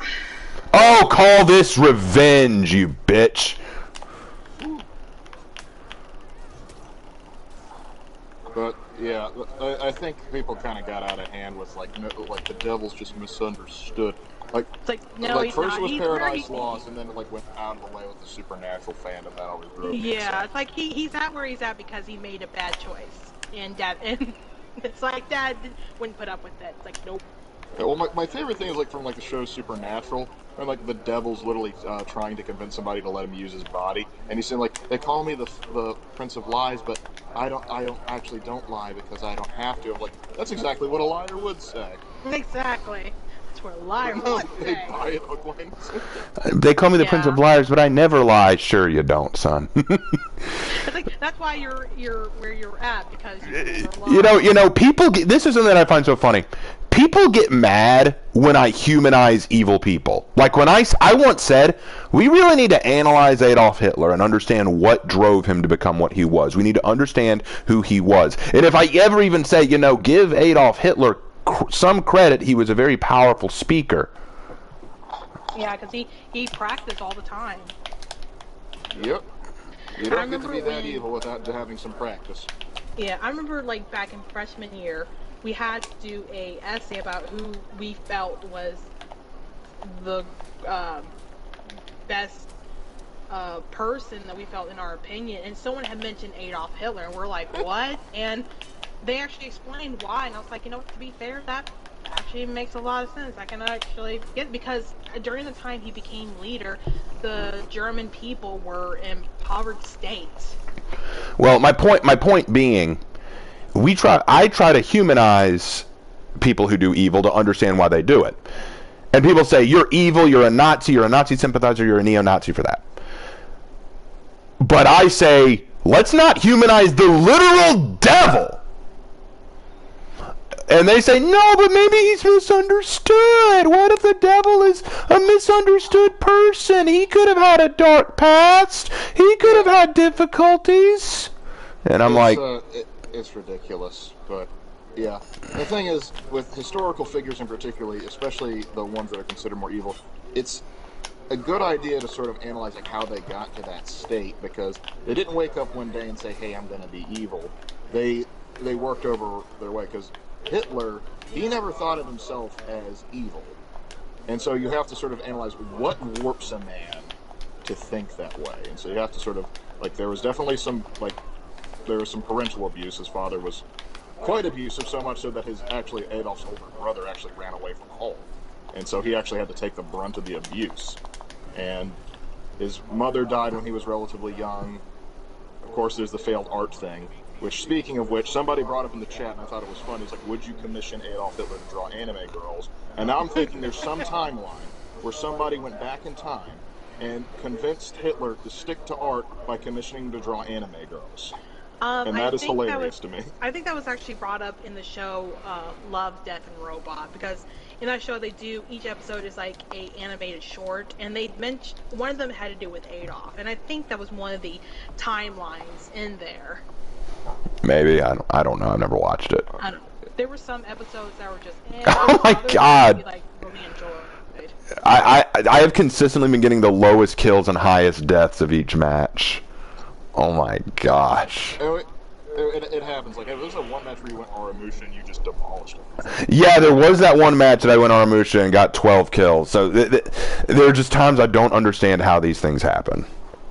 But oh well. Aaron actually is in the chat, and he actually makes a good point. Like, if you haven't watched the movie Downfall, watch it, because it makes Hitler seem human. Not good, just human. And it helps you understand it. And a lot of historians have actually said that that's probably the best portrayal of Hitler, like, as he's slowly starting to slip and realizes all is lost.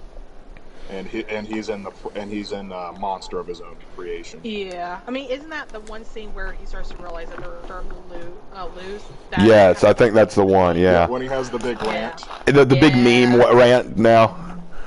Steiner thinks I'm fine. Yeah. But yeah, but that's the thing. Here's what I don't excuse evil.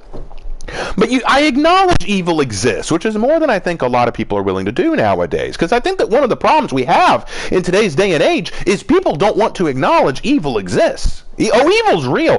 People like to think, oh, we're all inherently good. There are just moments of weakness for us. No, we are. Okay, this is going to be controversial, but hear me out. I think we are all naturally inclined to sinful action. Sin is appealing. Evil is appealing because it provides immediate gratification. That's the nature of sin. You know, people say, who would ever want to commit sin? Like, people say, I don't need God to teach me not to murder. That's the classic one. But let's change the word God with morals. I don't need a moral compass to teach me not to murder. I just know it's wrong. I don't need a society or laws to tell me not to murder. I just know it's wrong. Yeah, you're using a very big example there. Let's take that down a notch. Do you need laws to tell you not to steal? Well, of course I don't. Tell that to a lot of looters and shoplifters right now that have been caught on camera doing it. I don't need laws or rules to tell me that it's wrong to hit someone in the street. Tell that to people who have been literally abused or beaten by their parents. I don't need anyone to tell me it's wrong to neglect my children.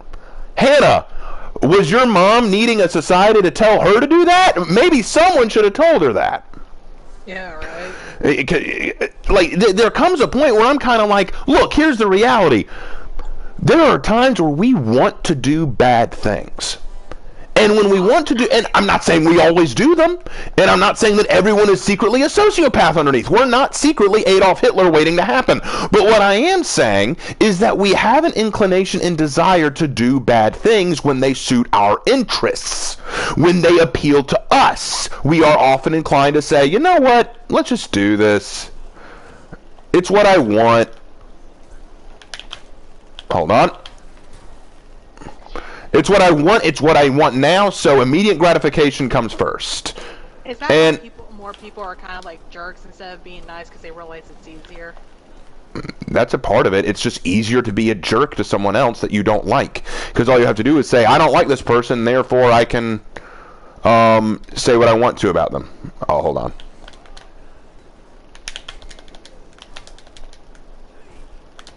Yeah, the funny name here. You got to keep up. These things flow. We jump around a lot. We do. We're always on the next topic. Yep, it is. Like if you want the Ruby rant, you're gonna have to go to the beginning of the stream. And it wasn't even much of a rant, unfortunately. Yeah, that's okay. We covered it up with the Kingdom Hearts rant. That was glorious. Oh yeah, and now my throat hurts after doing it. You said that. I know, Hannah. Just rest your throat. Drink some water. I have water. There you go. Okay. But yeah, like, I think that's my thing. People don't acknowledge that evil is a thing, and I don't know why. Why do you think we won't acknowledge that? Like, it's weird. Anyway, go on. What were you gonna say, Lark? I'm sorry. They're requesting at 100,000 subscribers we do a three-way face reveal and answer questions. That would be very difficult considering Hannah doesn't even live in our state. And the fact that I refuse. Yeah. I don't like my own face. So yeah, the only other face you're getting other than Raven's would be mine. So yeah. And you kind of did a face reveal at one point. I popped it. Yeah. Oh, and oh dear, my goodness, Cameron McDonald dropped another $100. What? Oh. Okay, Wow. Cameron, we really do appreciate. Oh my gosh. But for the sake of your own wallet, please call it there. Don't do any more. Holy smokes. I wish I had that kind of money. Cameron's just being uber generous, and we appreciate it. It's just, make sure you're not hurting yourself financially. Whew. Yeah. GB Potato says, oh, McDonald had a farm, and dang it, he spent his profits on this bird. But we appreciate it. Dagnabbit, Cameron. Turn off the subscribe, the super donations on this, aren't I? You just dropped another 50. Ah! Why? I appreciate it, but oh my gosh. If you want to drop this much money, go to the Teespring store and buy merch. Gosh. There's a lot of it as well. Oh dear. Anyway, moving on to other questions, but again, thank you, Cameron. Hannah, what is your favorite fairy tale? Oh my god, favorite fairy tale. Okay, let me think. So, Snow White, The Honest Woodcutter, and The 12 Dancing Princesses. Okay, I know about two of those. I've never heard about the Dancing Princesses. Okay, so the 12 Dancing Princesses is a story Hold about... on first, Jaguar, thank you for the $2. Yay! Rolling it in. It's like rolling in the dough. Jaguar and Cameron are best. Alright, you can go ahead and tell him the fairy tale. Okay, so the 12 Disney Princesses is a story about 12 princesses, and their father starts to realize that their shoes, each night, in the morning when they awake, he realizes that their shoes are always so worn down. He wonders why that is. The girls never leave their room during the night, so he would always have a guard or a prince watch over their room to see where they've been going at night for their shoes to be torn and really worn down. Well, each guy that wasn't able to accomplish this, he each time he would fall asleep, he wasn't able to catch the girls leaving. And then finally, the last one, I think he was a prince. He was able to figure out where the girls been going. They would kind of sneak a drink to the men who would watch them, so they would fall asleep. So then the girls would be able to use a secret doorway to leave to go to the party. And when they would then return by dawn. So around that time, like, no one could figure out why they were leaving or where they were going, but the guy was able to figure out because he pretended to fall asleep, and then he left with the girls. And while he was there, he took bits and pieces, like a golden cup, I think some food, to the king. So on the last night, he showed, your daughters have been going to this place to dance and party, and here's the proof I present to you. So the king, appreciated this man who was able to finally figure out where his daughters have been going, he said, for your reward, I will allow you to date or to marry one of my daughters. And I think, if I remember, he marries the oldest one. So that was the story of the 12 Dancing Princesses. Hold on. Ring the bell! No. Ah! We interrupted this fairy tale to bring you death. Sorry about that, but I had actually not heard that fairy tale before. Can you believe it? I mean, I'm sure Google probably has it somewhere, so I can probably send you guys. I can send you a link of it. I think I remember telling you the story of the boy and the bee. Remember that the boy and the bee. Yeah. It was pretty good. I liked that one. Yeah, I liked that one too. What was the other one? The Princess and the Fawn. Yes, the Princess and the Fawn. Oh gosh, that was that was an old one. I remember telling you about that a long time ago. And to answer Aaron's question, yes, I have seen the Barbie fairy tale movies. I would say my favorite was Rapunzel. I like the Rapunzel one. Wait, there were Barbie fairy tale movies? If Barbie could market it, dagnabbit, they did it. Yeah, in the very beginning, when Barbie was releasing movies, they did them based on fairy tales, or like based on stories, like The Prince and the Pauper, Rapunzel, Swan Lake, so on and so forth. Huh. I did not know this. Yeah, I mean, some of it, like, it's what you expected from a Barbie movie. Some of them were actually pretty fun, and to this day, it's like, I kind of enjoyed them, but other ones, just like, this is just stupid. Alright, I didn't do as bad that time, thankfully, so that I can be a little happier with that. I think that's a good time to go ahead and switch to Breach. We've been having a lot of fun tonight. Yep. How many viewers do we have right now, Lark? About, like, we're at 50 as of right now. 50 as of right now. That's not too bad. We've jumped all over. Like, we've gotten as high like 62. Oh wow, really? Yeah. That's pretty impressive, I must say. Yes, Sharkcast. All of us that know of Popeye the Sailor. How could we not? I'm Popeye the Sailor Man. Toot. I'm Popeye the Sailor Man. Toot. I'm strong to the finish, 'cause I eats me spinach. I'm Popeye the Sailor Man. Toot toot. I'm one tough gazookas who eats all palookas, who ain't on the ups and square, that beats them and roughs them and always out toughs them, 'cause none of them gets nowhere. Toot.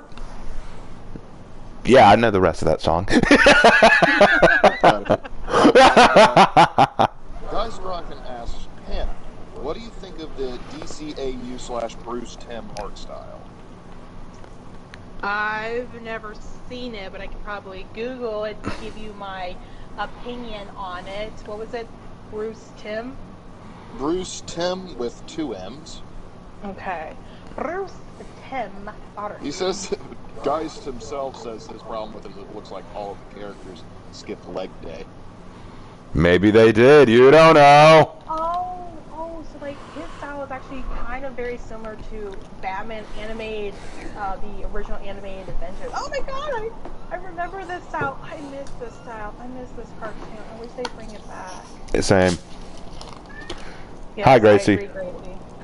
I agree, Gracie. You tell him. You tell him, Gracie. Hopefully you don't start falling at the top closet door. Please don't do Gracie that. wants attention too. She does want attention. She always wants attention. I shouldn't have said anything. Well, you know what? Acknowledge her. Since we're playing the final few matches of the night, I might as well go ahead and ask you, Hannah, to share your thoughts. I know that you don't really play For Honor, but what are your thoughts on the game? Fear. Let's see. On all honesty, I think it's kind of the game itself is actually very unique, especially when they bring in new heroes that are based on maybe a historical figure or based on an idea or mythology or somewhat. I think it's kind of cool, and I like the designs that they kind of give for some of them. As for like where it's going now, like bringing in the mythology or bringing in like the fantasy and stuff, I'm kind of interested to see how that goes. Okay, that's fair, I suppose. That's the best I can really give from someone who hasn't really played the game at all. Well, and it's fine. I'm not saying you should. It's just, people often say, from an outsider's perspective, people may look at For Honor and say, oh, it looks so bad because it has this and this in it and it's toxic. And I was just curious, since you've seen me play it and you know the basics of it, I was curious about your thoughts. It's not as toxic as other games, honestly. Yeah, for sure. Dead by Daylight. Yeah, I will actually be releasing a video sometime in the near future talking about my thoughts on the toxicity of Dead by Daylight and why I think it persists and how I think we can fix it. Or even if we can't fix it, at least understanding where it comes from. Well, Bojas, Hannah, based on your experience with For Honor, what would you add to the game? You're asking the wrong person. I wouldn't know what to really add. I would say, if I'm having to be incredibly honest, like add to the game, longer campaign. Yeah, definitely. Because for me, I like playing a game that's more story-driven than like PvP or multiplayer. That's just me. So I would really kind of like to see, like, maybe like a season 2, especially since they're bringing in like another season for they brought in another season for this game. Like maybe add more to the campaign, so where you can actually dive a little bit deeper with each of the characters. Honestly, I personally like that. Like add a piece of the campaign for the Wulin, maybe. Yeah, like where they came from. Yeah, but that's just me. It's kind of like what. No, I agree with that. I'm down with that. I think a lot of people in chat would agree with that. I mean, to me, it's kind of like what I kind of was hoping for when they had released. It's a game called that was by Blizzard. Overwatch. Okay, so Overwatch, yeah. When Overwatch first came out, I remember seeing the trailer and I thought, oh, this is super cool. This is really interesting. I want to know more about it. But when I found out it was a PvP, I wanted nothing more to do with it, because sure, you have all these great characters that have an interesting background, but what is that going to bring to the table? It's just a PvP. It's like, yeah, but they have a background. It's like, yeah, but I want to know more about these characters. I want to see their backgrounds. I want to see their story. I want to see how they interact with one another. But it's like, you're not going to get any of that. In a way, I will say it was pretty smart of them with how they marketed it, so they actually get more people to buy the game, but it still sucks terribly that it's just that there's no story whatsoever. I think what makes me laugh about dang it. I think what makes me laugh so much about Overwatch is the fact that Overwatch marketed itself as story-driven. Like, all the trailers had to do with the characters and their stories and drama, like the two dragons, the story about Hanzo and Genji and how their dynamic worked. There were all these really intricate, well-animated stories that made you think, oh, wow, like, this seems like a really story-driven game, doesn't it? But yeah, when you play the game, the stories don't matter at all. They don't matter to the characters. There's no relevance. They don't play a role in how the game is done. It's just a free-for-all. It's a battle royale. And I'm like, how does the story factor in at all? You know? It's not. It's just a trap to lure people in. Yeah. I mean, it worked. It worked. It worked. Everyone seems to like it. Yeah, and it's really unfortunate because, like, if there was an actual story, I honestly probably would have played the game. Like, right now, I like the character designs. I think they're really cool. Right now, my favorite character is Sombra. I love Sombra. When she was Yeah, first you introduced, drew I that loved her picture. design. You drew that Yeah. picture. Still my favorite character, but it's like I won't play the game because it's basically PvP.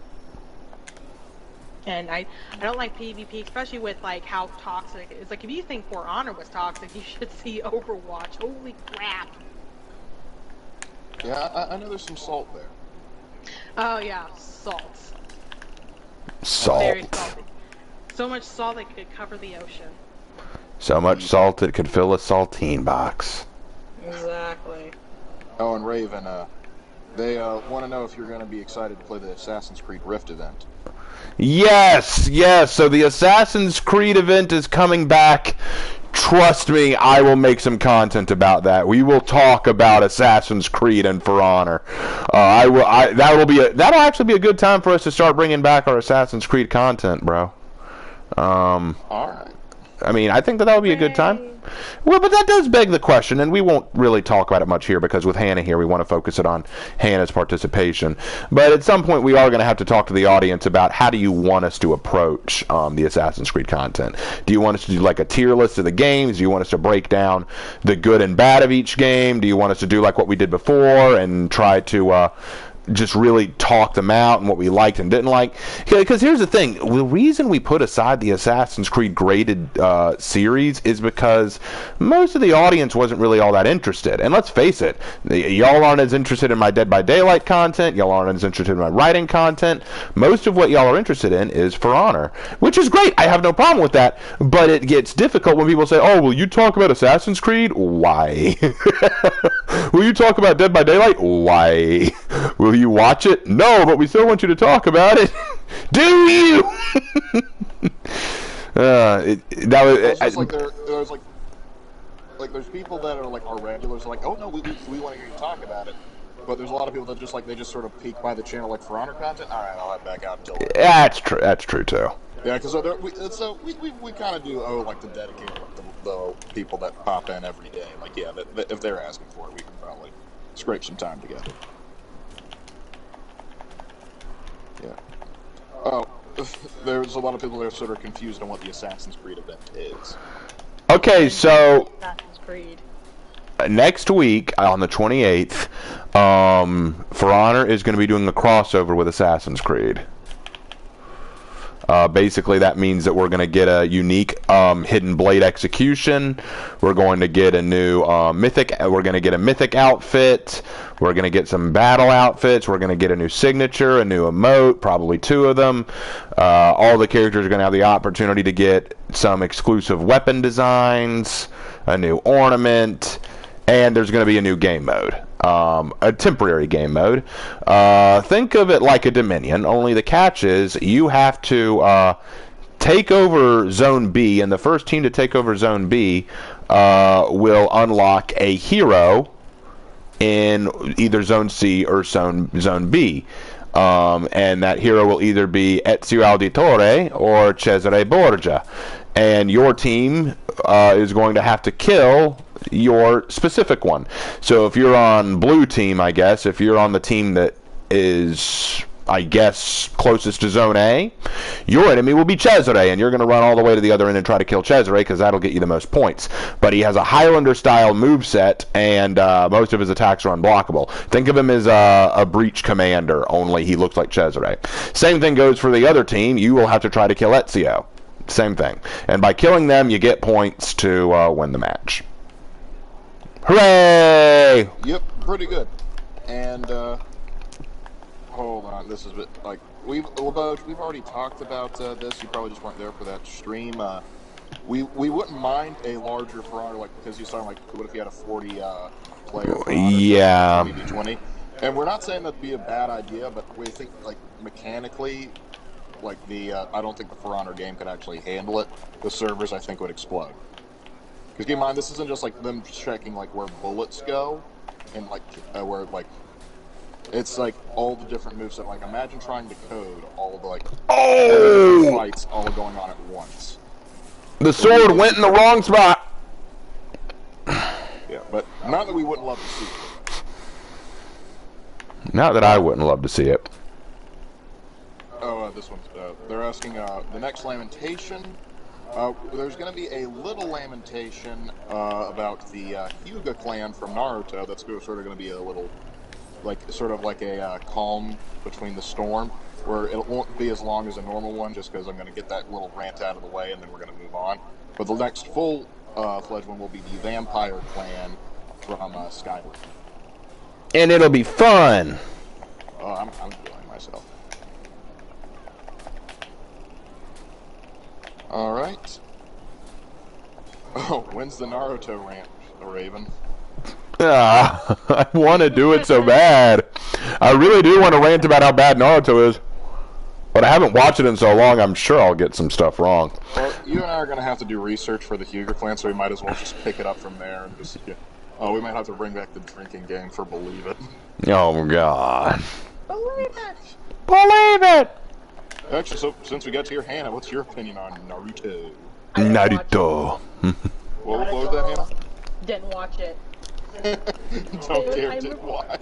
I remember when it came out, I wasn't interested in it at all. It just didn't grab my attention. It's fair enough. So you didn't believe it? No, I didn't believe in it. But you do believe in the me that believes in the you that believes in the One Piece. Yes. Oh, they're asking, Raven, do you have a YouTube channel? And if you do, could you do drawing tutorials? They're asking Hannah if she has a YouTube channel, not Raven. No and no. Very simple. Can you do drawing tutorials? No. No. I actually hate doing drawing because here's the thing, it's like I hate doing recording anyway because I actually take a very long time drawing because I don't know if you guys know this, but I have ADHD, so sometimes I get easily distracted, so I'll like draw for a bit and then I'll get distracted by a video, like maybe a cat video or something, and then an hour later it's like, oh wait, I have a drawing here, so yeah, that's why I don't do videos. Yeah. Oh, Hannah, have you ever heard of Ross Draws? Yes, I think I'm subscribed to him. Oh, okay. What does he do? I'm not familiar with him myself. Oh, he draws. Wow, what a surprise. Never would have guessed it. Alright. Oh, Raven, have you seen Pirate Ganzak, the very first One Piece animated adaptation? Yes, I have seen that. The animated the One Piece animated, yeah, I've heard of that. I think I've seen it. I think. Right. Well, we can check another time. Hannah, what's your opinion on Team Fortress 2? Never played it. Well, basically it's the precursor I know what it is. Overwatch. But I know what it is. I just never played it. What's your opinion on this game, then, or at least like the characters from the game? It looks fun. It looks fun. You have to like it, Hannah, because the skill is God's gift to women. That's right. Oh my God, you're right. But I'm sorry, I'm more for Spy. Because Everyone loves Spy. He's a ladies' man. I know what the ladies like. Chicken tramps now seduce. Exactly. And then they actually they did a comic, which they did, someone on YouTube did, like, actually did voice acting on that comic, which they did a really good job getting all the accents and everything. I actually really enjoyed it. So yeah, I mean, I kind of like Team Fortress 2. It's pretty fun. I like the characters. They're pretty fun. They're pretty interesting. Hannah, I'm playing your baby. You're playing my baby! It is the last match of the night, so I might as well play your baby. Okay. Hooray! Hooray! So, Lark, anything else going on in chat? Oh, let's see. Raiden, have you ever played Yakuza? No. Alright. Moving on. Hannah, what's your opinion on the regular show? Oh, no. Oh, fuck that show. Okay, I know. Language there, young man. I know of the regular show. I have no drive to watch it. It definitely was. It was one of the Cartoon Network cartoons that I just didn't want to watch. I had no interest in it. It didn't look appealing to me. Same thing with, because I remember someone had mentioned it before, Adventure Time. It didn't seem interesting enough to me to really watch. I would say right now the only show that I actually enjoy watching from Cartoon Network was The Amazing World of Gumball. Yeah, Yeah. that's a fever dream right there. Yeah. Oh, the nerve. Raven, have you ever watched Blazing Saddles? Yes.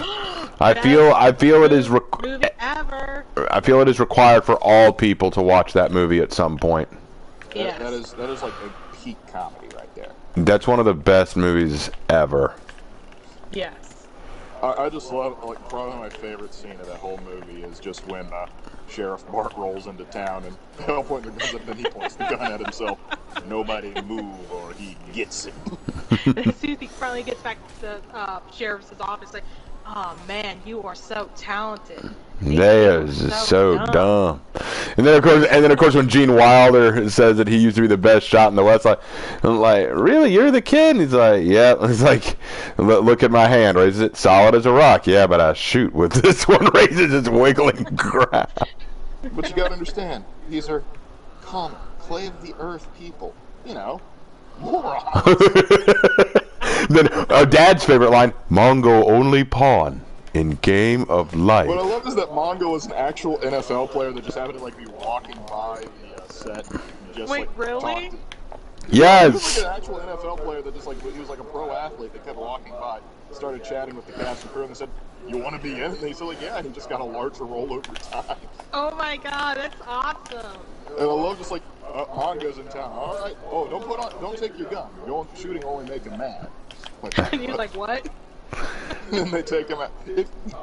Listen, I was talking about. It's a Mel Brooks film. It's old, but it is just like the best comedy, like one of the best comedies you'll ever Oh, see. it's so good. But you know the sad thing about it. You couldn't show it today. No, In today's climate, you could not release a Blazing Saddles movie. Yeah. It's really the sad unfortunate. fact of life. I think even Mel Brooks himself admitted it. That he couldn't have released it today. Yeah. Yeah. Shame. Oh, am I echoing? Oh, I'm sorry. Trying not to, anyway. Yeah, well, I was specifically in another room to make sure that doesn't happen. I guess I spoke so loudly it caught on your mic. Yeah, it's okay. No worries. I don't care, personally. Yeah. Well, I hope everyone's been enjoying the stream thus far. We're about wrapped up. I mean, this has been a fun night. Very entertaining, and having Hannah aboard has been a real treat. Oh, yes, it has. Here's a good... Go ahead. What's the question? Regulator has a fun fact. Raven, did you know Doflamingo's Japanese voice actor was also the person who dubbed over Ash Williams' voice in Army of Darkness and, Evil Dead? That is interesting. Doflamingo dubbing over Ash Williams. That's an interesting concept. Well, eventually you will be going over Ash Williams in DVD. Yes, I will have to go over him at some point, although next is the Onryu. Oh, yeah. They added him into DBZ? Yeah, DVD. Yeah, Ash Williams is a survivor in DBD. Believe it or not. Yeah. Wow. By the way, they're saying it's nice to meet you, Hannah. Oh, Yay! hooray! And someone just joined the stream now. Wait, that's Hannah? It's just me. I know And the it's last horse crosses the finish disappointing. line. Very disappointing, isn't it? Nah, it's not disappointing. What is my opinion on the Predator franchise? Well, as someone who actually grew up with the Predator franchise, I love it. Every time I watch the first movie, I always make a joke about how there's so much bromance going on, if you know what I mean. No, I don't. Please explain. A lot of bromance. You know, Just it's just a gonna leave normal, it at that. normal 80s big muscled guy. It's like, bro, you're my bro. Bro. Bro. In the very beginning, when Dutch and Dylan meet again, they're like, Dylan, and then they do the hand clap thing. It's like, yeah, show You me son of a bitch. romance. Actually, I've used that meme before. That is a good meme. It It is great. very good. So yeah, I grew up with the Predator series. I saw the first one when I was a kid. Okay, Hannah, we've got a dilemma. I'm about to kill one of your babies. Oh with this baby is better than that baby. Clearly. I'd love to hear that from a mother sometime. Just like, your children are fighting. The strongest will survive. Exactly. It's kind of like that one meme. There's one meme where it's just like, Mommy, which one of us do you love more? It's like, oh, sweetie, I love you both equally. Then one walks out and she grabs the other one. It's you, and by a lot. Exactly. I think that was like all the like China. I think it was little China walks up to America, who's the mom, and Japan is standing there too. And little China asks, "Which one do you love most?" "Oh, I love both of you equally." And little China walks away. She grabs Japan. "You by a lot." Exactly. Yep. Oh, there's a lot of those, and there's another one done by like the same guy, where it's just like, Mom, is my brother DLC content? It's like, what makes you say that? And he's just like has a massive sword on his back and he has glowing blonde hair.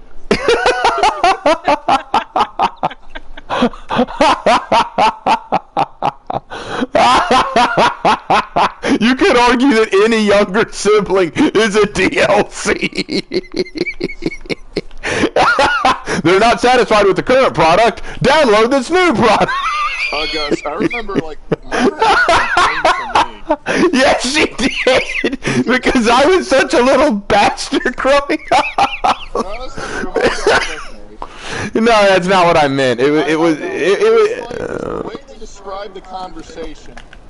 They were out to eat, and they brought you with them. And Mom was saying, like, I'm thinking I want another one, and you were, like, climbing over the booth, playing with a woman's hair, and Dad just looks her dead in the eyes and goes, how many do you want? And part of it, I think Mom also wanted a girl, because her response to that was, well, Raven looks like you but acts like me. I want one that looks like me but acts like you.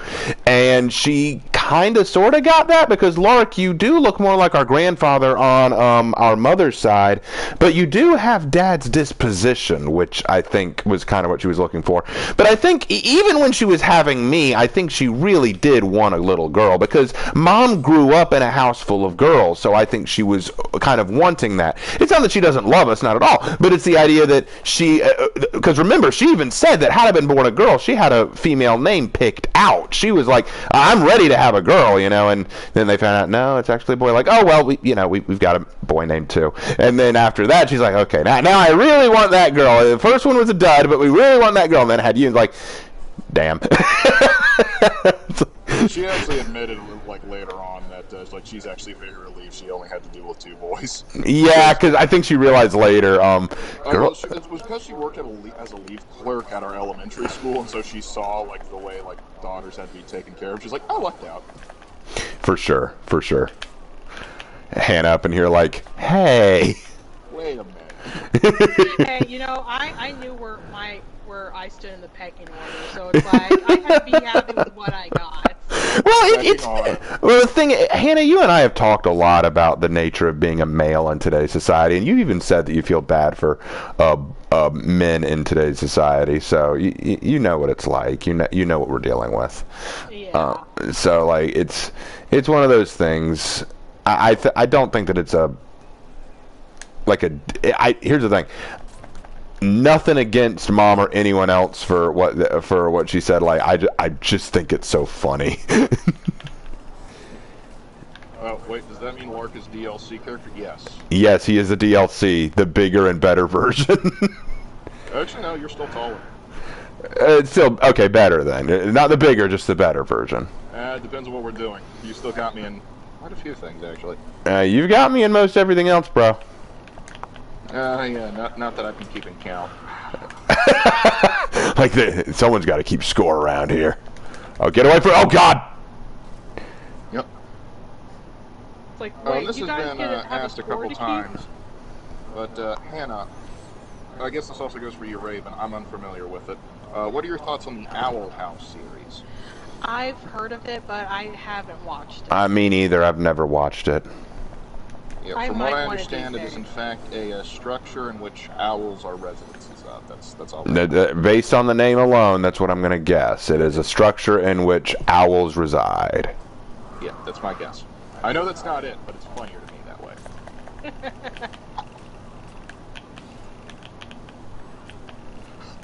Oh gosh, Lark is a free 5-star hero for downloading the game during the limited offer.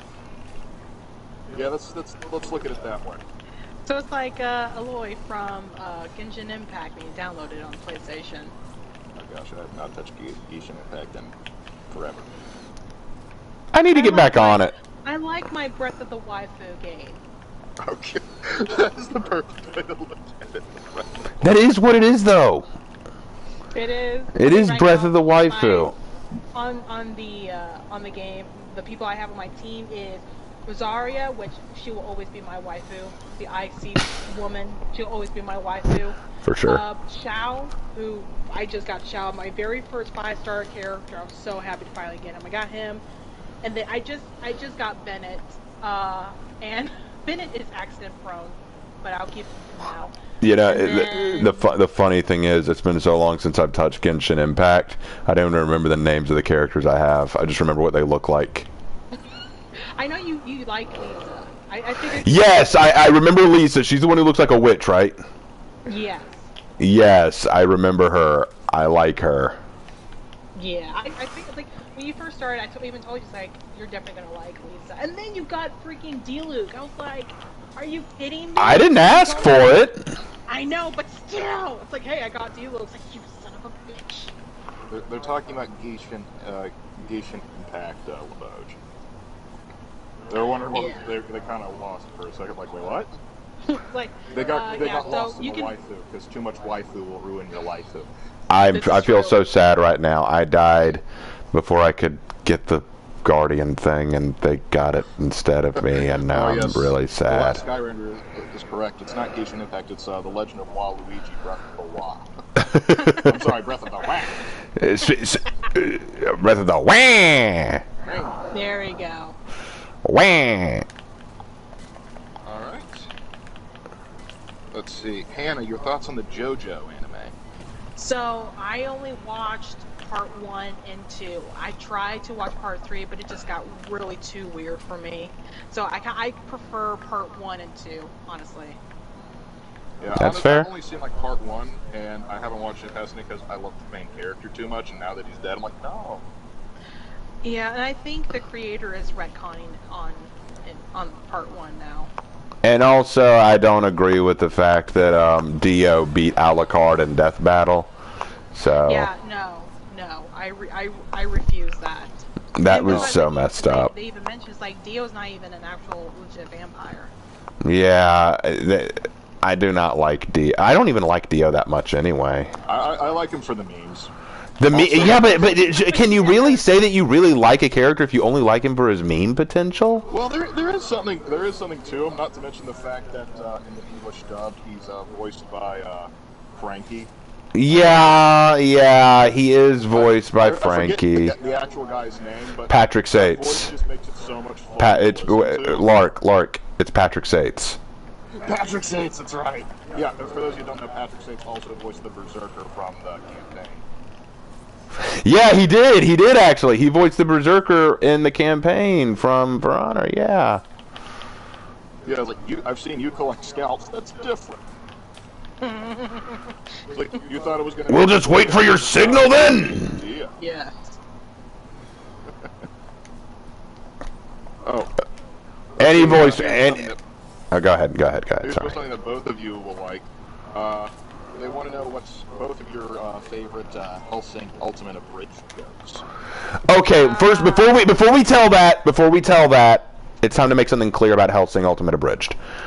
I loved Hellsing Ultimate Abridged at first. The first several episodes were pretty good, but then it became very clear they were getting lazy with it, and their jokes were falling flat in a lot of cases.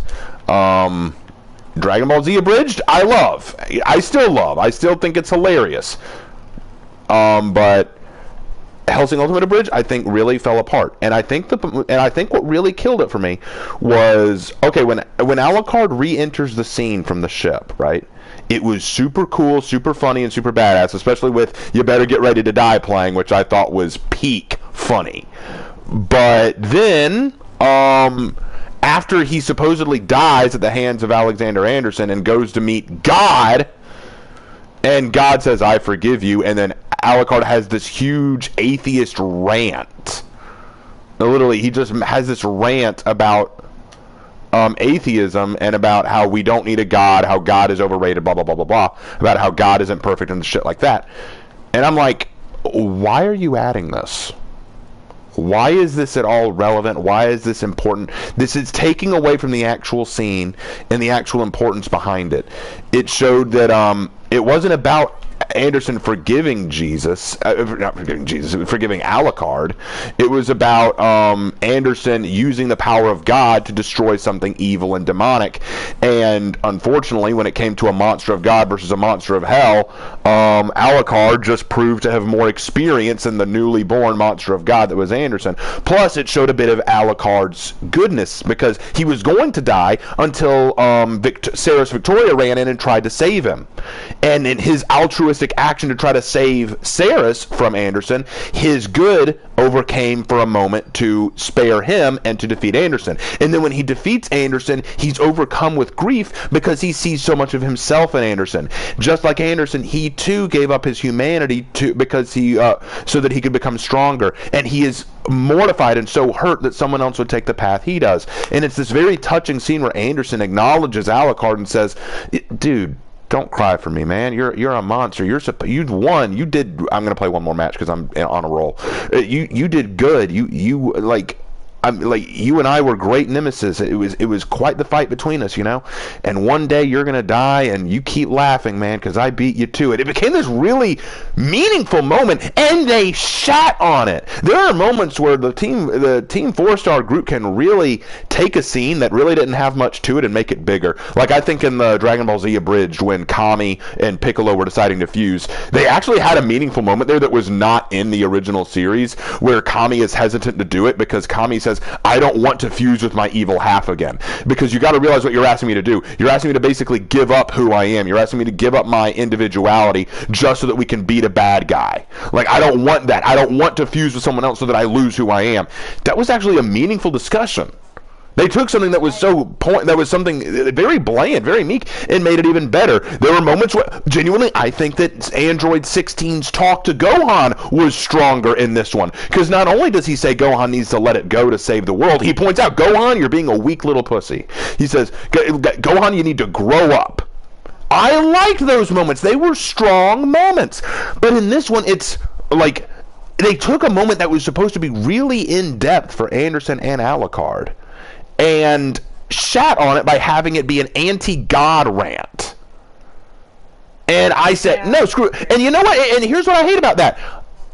There were a few other people in the comment section of that video saying, I don't really feel that was needed, but that brought tons of atheist people out of the woodwork to say, ha, all these Christians so upset that we pissed on their God. And I'm like, wow, that felt familiar. It felt like any time I criticize a TV show or movie with bad political or religious pandering like this, and someone quickly says, you're just butthurt. And that's what really got under my skin there. I was really pissed off that they did that, not only because I'm a Christian, but because I thought it really ruined what was otherwise a very powerful and meaningful scene. So that's why when people say, what do you think of Hellsing Ultimate Abridged? I think a lot of it is good. They mess it up in the end. And in answer to the question of what's my favorite joke, like my favorite moment in it, it would honestly, despite me going on about how bad the show got at that point, I did like the entrance with you better get ready to die, which I thought was very funny. All right, Hannah, what's your favorite joke? Sorry, I kind of took the reins on that one, didn't I? I mean, I agree with you, because I remember watching the original series, and I remember that scene. It was really good, and this was before Team 4-Star had gotten to that part, and I remember thinking to myself, like, I really hope they don't butcher this scene, and they kind of did, which I was really disappointed with. But I would have to say, like, my favorite joke would probably be, I think it was episode 3, I think. It's when Alucard's going up against Cardman. I can't remember his name. It's been so long. Alhambra. I'm gonna call him Cardman. Or Dandy Man. He also went by the Dandy Man. That was it. That was a Dandy Man. So he thought he killed him, and Alucard's up in the building. He's like, "Hey, Dandy Dick, You missed! Me and my sister had watched that over and over, that moment right there, and we just buzzed out laughing. And then there was no, Hannah, you and I also used to always quote the Integra scene when when he's like, oh, hold on, I'm gonna take this, like, okay, like, before you start, what did you do? like, okay, for starters, I was just hanging out minding my own business. Bullshit! I was! What were you doing while you were minding your own business? Okay, so get this. I'm just hanging out in my room like a baller, and then suddenly these schmucks kick down my door, and they yell, "Get on your knees!" And then I responded with, "I knocked your mother last night!" And they took exception to that. Well, you know how that song and dance goes. And then I killed all but one of them. What happened to the last one? Pushed out like a bitch. Silver lining, I can cancel my room service. And then of course, no, the one that we quoted all the time, other than that one, was the beginning of episode 2, where it's like, "Hello, Alucard, how's your mission to Japan?" "Oh, I'd say about 99.9% done. What's up, bitch?" What's up, bitch? I need you to do something for me. And like that, you've lost me. There are financial advisors. Oh God, they've got to hate us. They do. That's why they've cancelled our budget. Oh, that's bad. We know that, right? Walter, we need that, right? Yes, sir. Very important, sir. Thank you, Walter. Of course, sir. Over the last couple of days, we've had some complaints. Such as? First off, property damage. No, what was it he said after that? I forget. Like, oh man, it's been so long since I've watched that scene. Good times. Good times. Dozens of noise complaints. What? I'm sorry, I can't hear you. Killing a dozen of innocent people. Oh, so did Anthony Hawkins, and he got a fucking Oscar for it. And all the sexual harassments. I'm not apologizing. It's like that long pause. Exactly. It's like those right there were actually like pretty funny jokes, and it was pretty fun. Like, I'll agree, like the first couple of episodes were actually pretty fun, but I think for me, I agree that it kind of started to go a little downhill for me. When you can kind of tell that they just wanted to be done. They were dragging it. They wanted to just be done and over with. It was yeah. Like Alucard got back into London after like he was ready to die. That's when it kind of just peaked. Yeah, and you can tell, like, and there's nothing wrong with hitting burnout. People do. It happens. But, you know... That's why they had it kind of in the Dragon Ball Z Abridged, because originally there was going to be the next season, but they're like, yeah, we just can't do it anymore. Well, I mean, it happens. It happens to the best of us, but you'll notice that Team 4-Star isn't nearly as popular now that they've done that. Now they've had to replace it with Hiffle. Home for infinite losers. Yeah. I mean, that's actually still kind of... Because I love it. I think it's hilarious. Cell was able to get under Frieza's skin, and it was the best thing ever. When he told Frieza, it's like, yeah, the person who killed you was Vegeta's spawn, and he was like, what? Like, yeah, that saying that killed you, that was Vegeta. I love how he points out, like, and you know who killed me? I don't care who killed me. Nothing could be more embarrassing than being killed by Goku's crotch seed.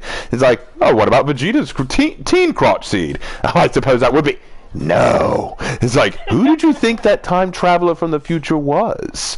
It's like, and then he's like, you're bluffing. It's like, you're lying to me right now. And then he's like, Frieza, I literally never lie. And he's like, they won't believe. And then he's like, they won't believe you. Why not? You do. That's honestly the good thing about Cell. Like, he's never once really lied. No, he's never lied. The man is honest. Give him that much. If we have to. I'm not even sure you can call him a man. He's more of a bug. You, bug man. Homeless man. Anyway, what's the chat saying now, bro? They're wondering why like one person says live dubbing of the abridged win. Oh, and sorry, this has been asked well with Hannah. Have you ever seen Death Battle? I only saw a couple of videos, but I think after the Goku versus Superman, I wanted nothing more to do with it. Okay, here's the thing. I know people are going to say this because Hannah just said that, but let's be very clear. I'm not disagreeing with the outcome of Superman versus Goku. We don't like the fact that they were fighting in the first place. It's not a fair matchup. You're putting a guy who literally cannot lose. His wiki even says from the people who created Superman is as strong as he needs to be to win his battles. So you can't. So he's a man who literally cannot take an L, because if he takes an L, he'll just come back to life and do it all over again, as he's done in every comic book and movie. The worst that's ever happened to this guy is he's gone into a healing coma where he came back from it. Meanwhile, Goku has died at least 3 times. Yeah, if I had to be incredibly honest, like, as much as I love Goku, I kind of know that Superman would probably win that fight. Yeah. But I agree with you. It's like how they went about it, to me, was very demeaning towards Goku. And it was also dishonest. I noticed that they tweaked a lot of numbers to get what they wanted out of it. Plus, it was very inconsistent because, you know, when they say it's going to be Goku versus Superman, my question is, okay, which Superman? Because you got some Supermen who can move a planet with their bare hands, then you got other Supermen who can get hit by a fire truck and it actually hurts them. Yeah, and then they did it the second time, but they made Goku just, what's the word?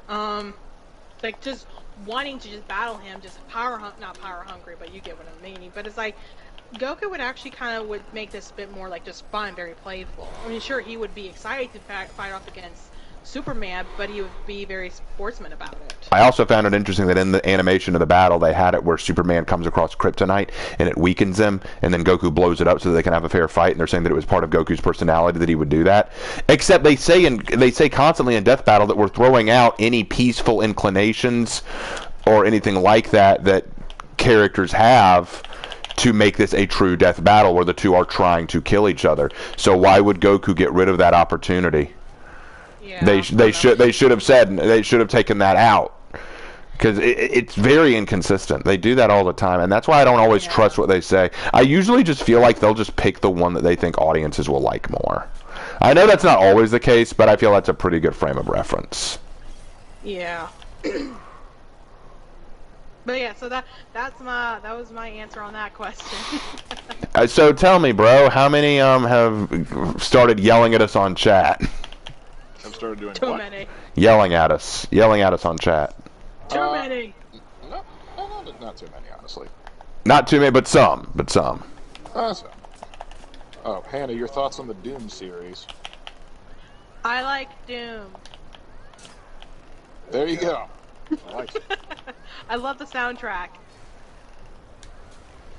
I enjoy it a lot. That soundtrack do be hitting different, especially in the gym. Yes. Like, whenever I'm having a bad day, I just play that. I just need to know, bro, have we lost any subs?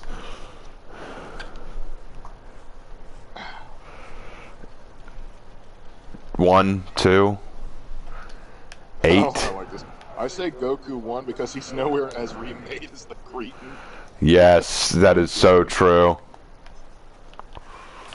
Alright, have either of you heard of Brigador? No. No idea what that is. No. I haven't heard of it. Next. Next. Alright. Let's see. Let's say, guys, Dragon says, I personally find Death Battle entertaining as far as fights go. Animation Rewind is like Death Battle, but on a budget with poorly animated fights.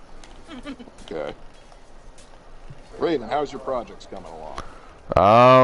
Some are going okay. Like, I'm working on the Prince of Egypt video, working on the Jung Jun video. Those are the two, and I'm also working on a video about the great double standard of Dead by Daylight. Those are the 3 that are on my desk right now. I got the update video to think about soon, which will come out on Monday as usual. Let's see. Also working on a few story projects for Hannah that she's requested. There is that. Hannah, meanwhile, what are your projects right now, Hannah? They are projects. Yeah, Hannah doesn't like to talk about what she's working on. Because she likes to keep me surprised. I like to keep people surprised. It's like, surprise! Like, I'll be honest, like, that one day I had made something from the list. It was cosplay. And as for a joke, I decided to just draw it as Evangelion cosplay. Unfortunately, you were having a you were having a very bad day, so the joke didn't.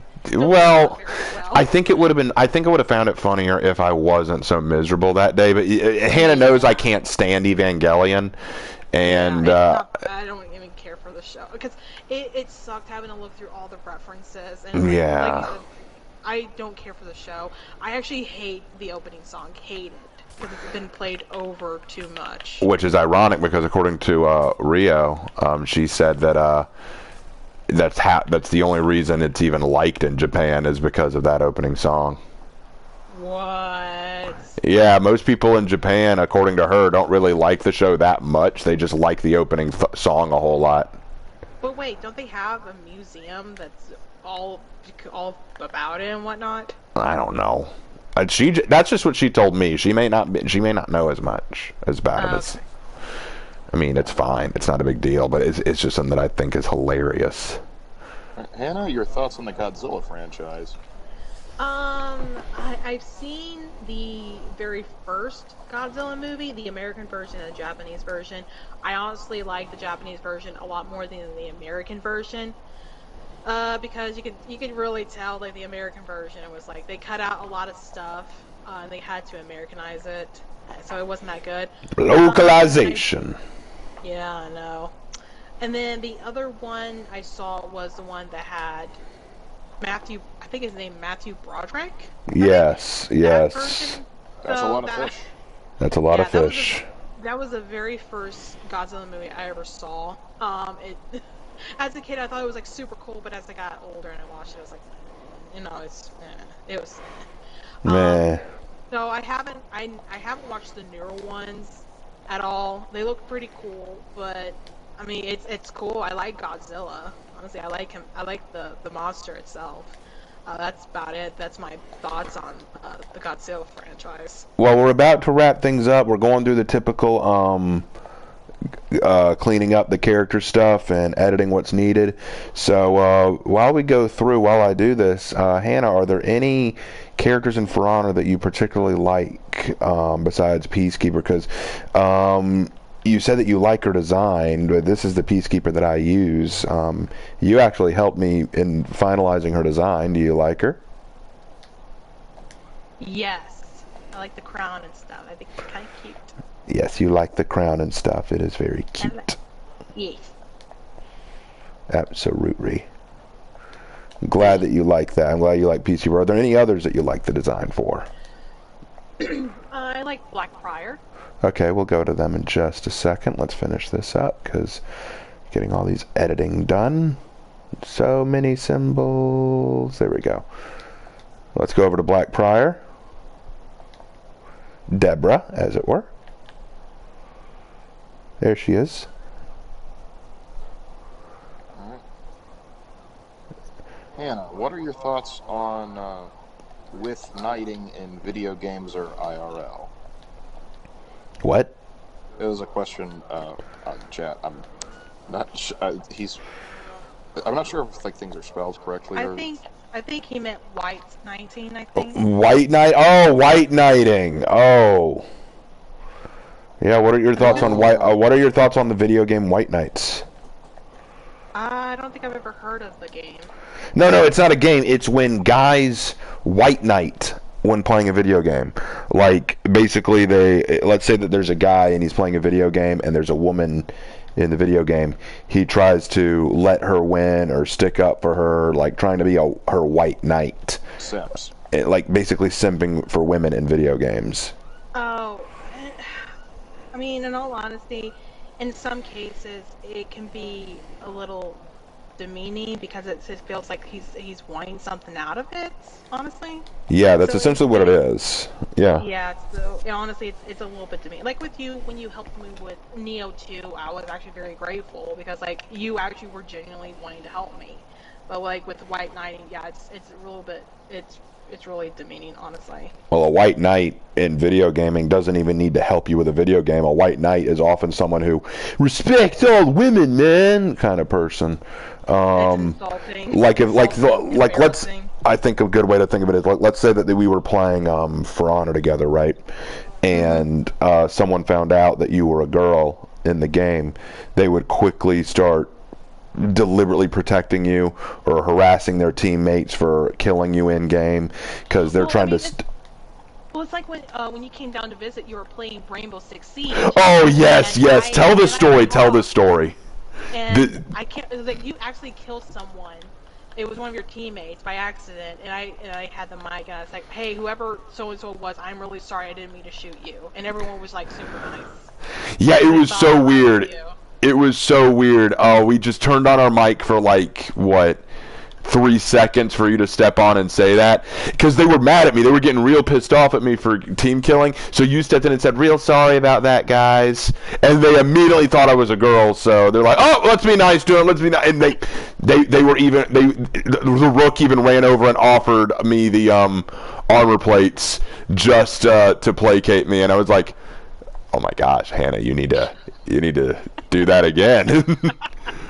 It was so funny. It was so funny. Not even lying. That was so great. Yeah, it was. I mean, dude, I'm kind of, I feel bad that kind of like. I don't feel bad, like, because you realize they would have just team killed me right back. This is, this is true. This is true. So yeah, it's like sorry, not sorry. It was a great way to keep that from happening. This is true. Yep. Let's see. Hannah, will you make a drawing with Raven and Lark? She's already done that to a degree. Yeah. Like, and I've never drawn Lark. You have. You drew for animated adventures. Oh yeah, but that's that, and we need to. And you guys told me like you need to make another. I was like, okay. At some point, you might want to. Yeah. Well, the thing is, like, if you look at the chibi for Lark's Lamentations, that is actually a drawing of me and as a part of the animated adventures with an Italian military uniform. Yeah. Yeah. I know it's not animated, but you guys were doing Hogan's Heroes. Oh, that's so. That was so much fun. That was a good one. Oh no, Jaguar wants you to draw a picture of us together. Oh, Raven and Lark together? Oh, together? No. Oh, I think you know what he meant. Don't be dirty. No, well, like that, you've lost me. You gotta recognize. Like, family. We gotta recognize that Hannah's a dirty, dirty girl. It's like Fast and the Furious. Family. It's all about family. Family. Anyway, anything else in the chat, bro? Running out of time here. What's the Dragon's Dogma game? Never heard of it. I've heard of it, never played it. There you go. There's our thoughts. And, both of you, what's your opinion on the SCP Foundation? It exists. It's there. It is a thing. I think this is a good last question. How did you all meet one another? Okay, so that's actually a really good question, and it is a good one to end on. Well, first of all, I met Lark. Gosh, I must have been what, 3 or 4 years old at the time, and he was born in July. I remember it was summertime, and I was just so fascinated because he was a baby, and I promised that I'd take care of him, protect him from all the bad people out there, and I've done that ever since, and we've been best friends and brothers for life. I don't know, unless Lark, do you remember it any differently? When we first met, I was kind of like, I don't think I had gained sentience yet. Yeah, you probably didn't, but I'm sure you remember like some of the minor details, like some small things. Listen, my first memory was at Edisto Beach. Like, everything like before that's like a blur. And I was there. Yeah, I remember. It was weird. Like when I came, like I remember coming too, but I already knew who everybody was that I'd already met, so it was weird. I thought you'd play along with me there, bro. I'm sorry that you didn't. On the grounds that I don't want to. Okay. Well, anyway, as for how Hannah and I met, I think I was just getting ready to start college, I think. Either that or I was just finishing up high school, one or the other. And I was no, I was starting college because that's when I discovered DeviantArt, and I was a writer. I wanted to publish stuff on DeviantArt because that was where I could get my ideas out there for free, and people could tell me what they thought of my work. Well, I recall that I ended up writing something that got Hannah's attention. I think it was I don't think it was a story. I think it was a response to someone else. Someone had made a very atheist, anti-Christian, hateful comment. And I don't reply to every atheist thing out there, just the ones that are very antagonistic.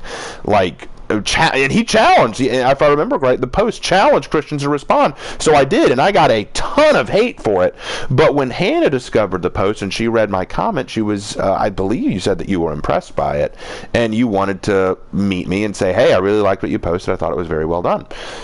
And I was really looking for friends. I was looking for people to connect with on DeviantArt. So I said, hey, nice to meet you. I looked at your stuff. You're a really good artist. And you say, hey, well, in that case, I'll be happy to draw you a freebie.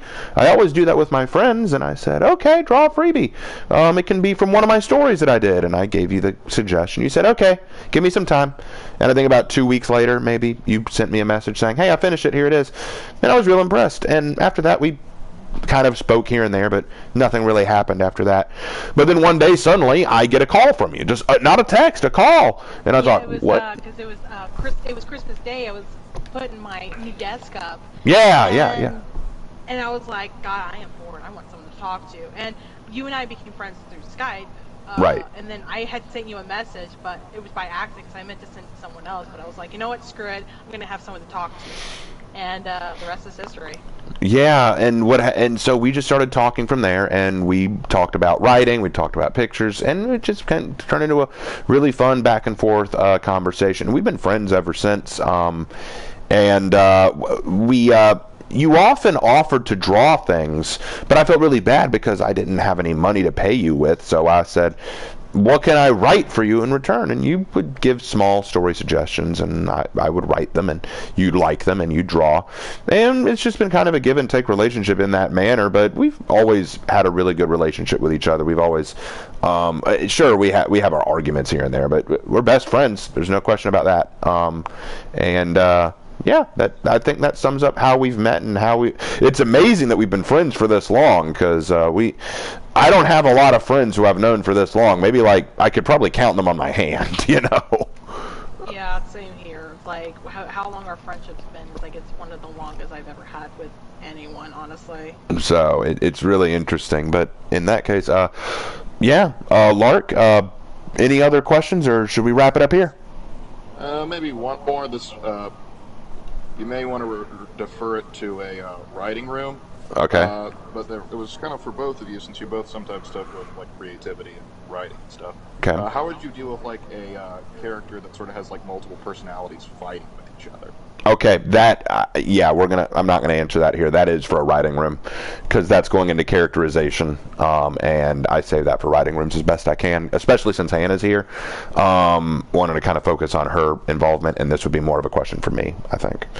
Right. But anyway, that about wraps it up. Well, Hannah, any last things you'd like to say before we close out for the night?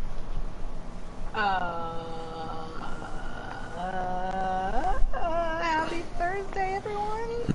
Well, we've enjoyed having you on, Hannah. We'll definitely have you on for another one sometime in the future if you're available and willing, because I think this was fun. And maybe we'll do a different game. Maybe what you and I can do is, once I level up enough in Genshin Impact, we can do that together, or we can or I can do DBD. We can do something and have another excuse to just mess around and chat. Lark, anything you want to say before we close out? Well, it's good to have Hannah on there. You two certainly going back and forth certainly kept the chat entertained. Well, sometime what I want to do is I want to give you the opportunity to rant, because Lark, you've got a lot of thoughts, and I feel bad because I don't let you talk nearly as much as you probably should. And chat, like, genuinely give Lark some love. He dedicates his A few of them were saying like my voice sounded angelic earlier. I don't know where you get that. But okay. Well, I feel the thing is, y'all don't realize this, but Lark and Hannah, you know this too. Lark is one of these people who, when he gets passionate about something, he can rant just as hard, if not harder, than Hannah did. And he's got a lot of strong opinions on certain things. And if it wasn't for the fact that his Lark's Lamentations take so long to make, he'd probably release more content, which means you get to hear more of that stuff. So in the chat, please, whenever we do streams and Lark is here, don't hesitate to ask him questions too, because I know he'd be more than willing. But yeah, so thank you, Hannah, and thank you, Lark, for helping me out. Just some final updates before we go, guys. Just know that I'm going to be getting out the next projects as soon as I can. I've got tomorrow off, so that'll give me more time to put that together. Please, guys, if you do go to the Teespring store, feel free to buy some merchandise. Any item you purchase will bring money to me and some of it to Hannah as well for what she does. If you'd like to see Hannah draw more specific pics of a female raven or a chibi of some kind, let me know and I will pass it along to her to let her know that that's something that she could do. Since you said earlier that you want a specific shirt with the whole in order for me to feel insulted, I'd have to care about your opinion. We'll probably make some kind of shirt or something about that, because that would actually be really funny to make. Look forward to that sometime in the future. Don't know when, but we'll see. And with all that out of the way, thank you guys so much for watching. As always, like, subscribe, and comment. We always read the comments. And I will see you in my next video. Take care.